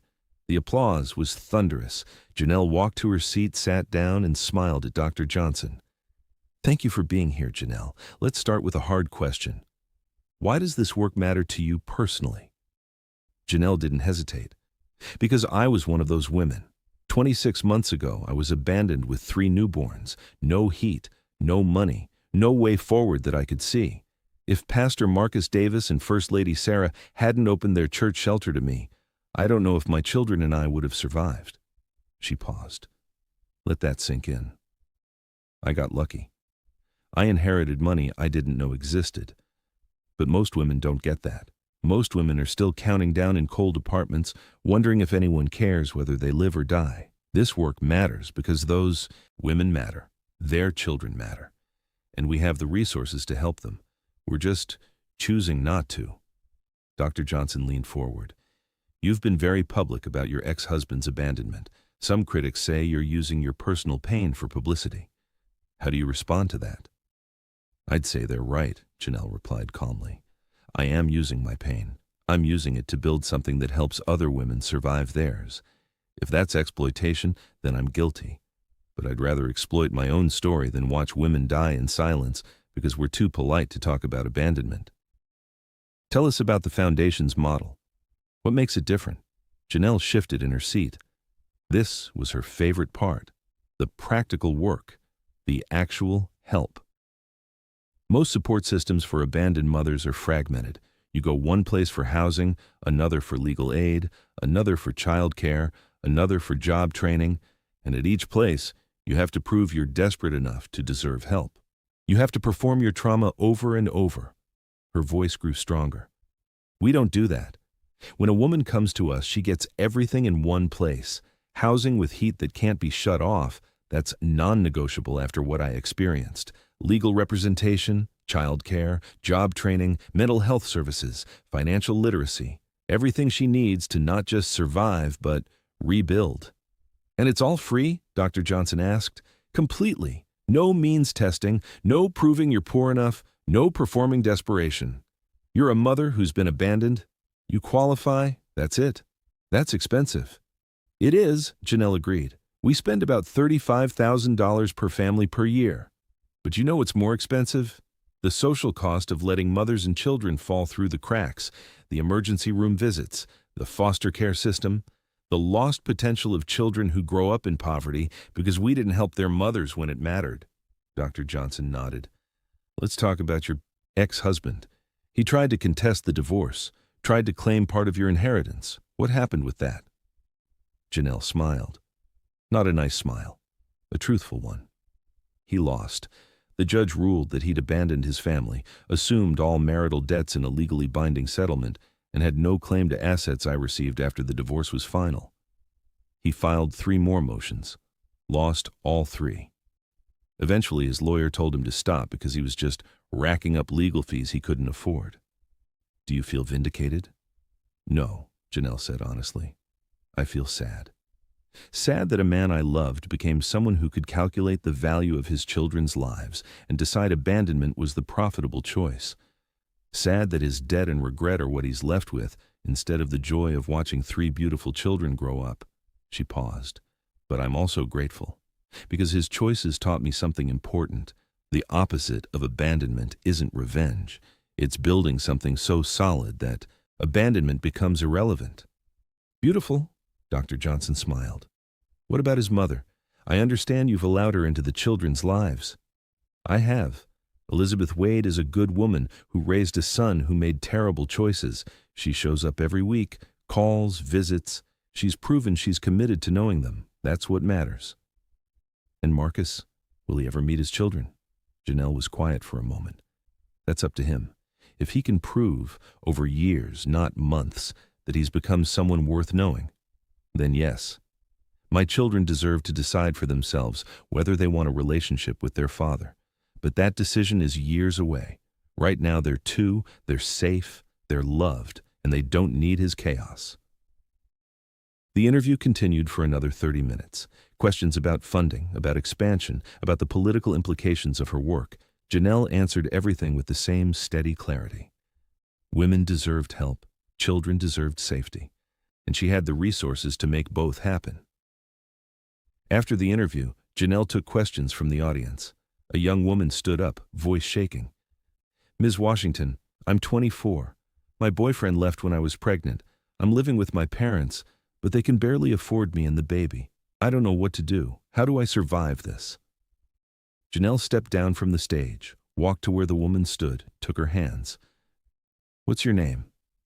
Ashley. Ashley Morrison. Ashley, here's what you're going to do. You're going to call the Janelle Washington Foundation tomorrow morning. You're going to tell them your story, and they're going to help you. Emergency housing if you need it, legal support, child care so you can work or go to school, everything. Ashley started crying. Why would you help me? You don't know me. I don't have to know you matter. You and your baby matter. That's enough. Janelle pulled out her phone. Give me your number. I'm going to text you. The direct line to our intake coordinator. You call her tomorrow. Her name is Maria. Tell her Janelle sent you. Ashley nodded, unable to speak. Janelle hugged her, felt the young woman shaking with relief and exhaustion. This was why the work mattered. Not the UN speeches or the press coverage or the accolades. This, one woman at a time, one mother at a time, one child at a time. Janelle returned to New York that evening. Grace met her at the door with Naomi on her hip and chaos in the living room. "How'd it go?" Grace asked. "Good, I think. I helped a woman named Ashley. She'll be calling tomorrow." Grace smiled. "That's 3,501. 3,501, Janelle repeated, and counting. She took Naomi from Grace, kissed her daughter's cheek, found Caleb and Isaiah in the playroom, building something elaborate with blocks. "Mama," Caleb shouted, "look, tower." "That's amazing, baby. So tall." Isaiah looked up. "Read?" "After dinner, I promise." She fed them, bathed them, read them stories they'd memorized but still loved hearing. Then she tucked them into their beds. They'd graduated from cribs last month and sang the lullaby her grandmother used to sing to her. "Hush, little baby. Don't say a word. Mama's going to buy you a mockingbird, and if that mockingbird don't sing, Mama's going to buy you a diamond ring." The words felt different now, less about buying things, more about the promise underneath. "I will give you everything I can. I will protect you. I will show up." Marcus had broken that promise, but Janelle was keeping it every single day. After the babies were asleep, Janelle poured herself tea and sat at her kitchen table, opened her laptop, read through the messages that had come in during the day. 53 women had applied for help, 53 stories that all sounded familiar, abandoned, desperate, counting down. Janelle reviewed each application, flagged the ones that needed immediate emergency intervention, made notes on the ones that could wait a week, sent messages to her staff about allocation of resources. This was the work people didn't see. The late nights, the constant triage, the knowledge that she couldn't help everyone, but she had to try to help someone. Her phone rang at 11 p.m. Pastor Davis. "Sister Janelle, I hope I'm not calling too late." "Never too late for you, Pastor. What's going on?" "I'm sitting with a young woman right now, 19 years old, 2 babies under 2. Her boyfriend left this morning, took everything. She's got nowhere to go and she's thinking about doing something desperate." Janelle's heart clenched. Put her on the phone. There was a rustling sound, then a young voice, raw with crying. "Hello?" "Hi, sweetheart. My name is Janelle. Pastor Davis is a good friend of mine. He says you need help." "I don't know what to do. I can't do this anymore." "Yes, you can. You absolutely can. And I'm going to help you. What's your name?" "Trinity. Trinity Johnson." "Trinity, listen to me carefully. You're not alone. You're not forgotten. In about 20 minutes, someone from my foundation is going to call Pastor Davis. They're going to arrange emergency housing for you and your babies tonight. Tomorrow, we're going to get you set up with everything else you need, but tonight, you just need to sleep somewhere warm and safe. Can you do that?" Silence. Then a broken whisper. "Why would you help me?" "Because someone helped me when I needed it. And now I help others. That's how this works. We survive. Then we help others survive. Then they help the next ones. It's a chain. And you're part of it now." Trinity started crying harder. "Thank you. Thank you. I didn't think anyone cared." "I care. Pastor Davis cares. A whole network of people care. You and your babies matter, Trinity. Remember that." Janelle stayed on the phone for another 10 minutes, talking Trinity through the immediate crisis, making sure she understood that help was real and coming soon. After they hung up, Janelle called her emergency coordinator. Within 30 minutes, Trinity Johnson and her 2 babies were in a hotel room paid for by the foundation. Within 24 hours, they'd be in permanent housing. Within a week, Trinity would have a plan for rebuilding her life. This was the work. This was what $650 million could do when deployed with purpose instead of hoarded with fear. Janelle went to bed at 1 a.m., set her alarm for 6 a.m. because the babies didn't care about UN speeches or late-night crisis calls. They woke up hungry and demanding, and Janelle wouldn't have it any other way. As she drifted off to sleep, she thought about Marcus, wondered if he was sleeping peacefully or lying awake with regret, wondered if he'd figured out yet what he'd lost, wondered if he understood that the 3 children he'd abandoned were growing up strong and loved and completely unaware that their father had once calculated their worth and found it wanting. She hoped he did understand, hoped the knowledge haunted him. Not out of cruelty, but out of the simple truth that some lessons only stick when they cost everything. The next morning, Janelle woke to Caleb standing beside her bed, holding his favorite stuffed elephant. "Mama, hungry," she smiled, pulled him into bed. "Let's get your brothers and sister, then we'll make breakfast." By 6:30 a.m., all three toddlers were in her bed, giggling, fighting over space, being gloriously beautifully themselves. Janelle held them and counted 1, 2, 3, 1, 2, 3. Not to survive anymore, to celebrate, to remember that the morning had come. The cold was over, and what she'd built from the wreckage of abandonment was stronger than anything Marcus could have destroyed. Her phone buzzed. Text from Patricia. "Patricia, the foundation just received another $25 million anonymous donation. Same donor as before.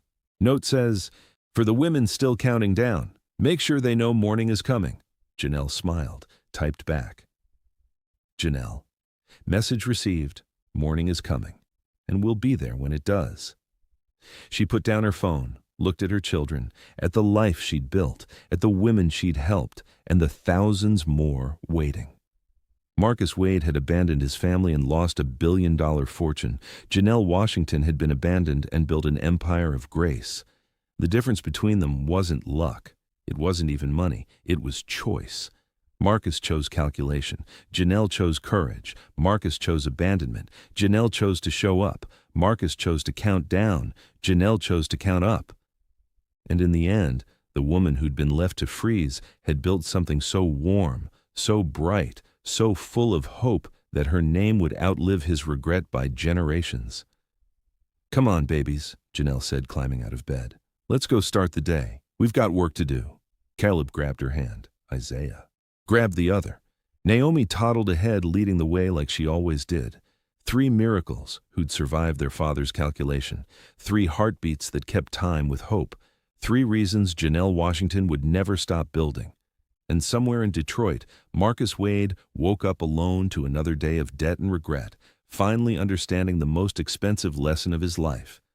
You can't put a price on what you threw away until someone else shows the world what it was really worth. Final call to action. If you're still here, if you made it all the way through Janelle's story, that says something about you. It says you believe in second chances, in transformation, in the possibility that rock bottom can become bedrock. Here's what I need you to understand. Janelle's story is extraordinary, but the pain that started it is ordinary. Right now, somewhere in your city, a woman is counting down, wondering if she'll survive the night, wondering if anyone cares whether she lives or dies. This channel exists to tell stories that remind us those women matter, that mothers in crisis deserve more than pity, they deserve resources, that abandonment doesn't have to be the end of the story.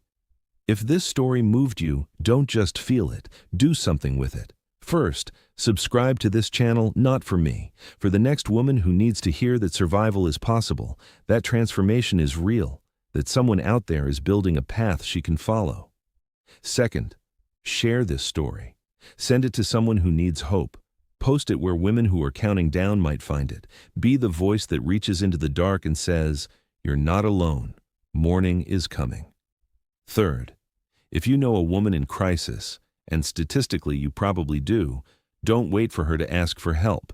Show up. Offer resources. Be present. Sometimes the difference between surviving and not surviving is one person who refuses to look away. Leave a comment below. Tell me where. Tell me you're watching from. Tell me if this story connected with something in your life. Tell me about the women you know who survived what should have broken them. This community is growing because people like you understand that stories aren't just entertainment. They're testimony. They're proof that transformation is possible. They're the map that shows others the way through. Janelle Washington survived because people showed up for her. Now she shows up for thousands of others. That's the chain. That's how this works. Be part of it. Subscribe, share, show up.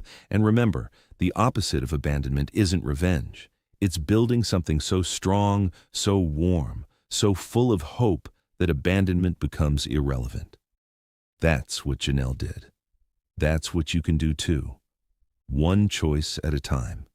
One woman at a time. One moment of showing up when walking away would be easier. Thank you for being here. Thank you for witnessing. Thank you for caring. Now go build something that matters.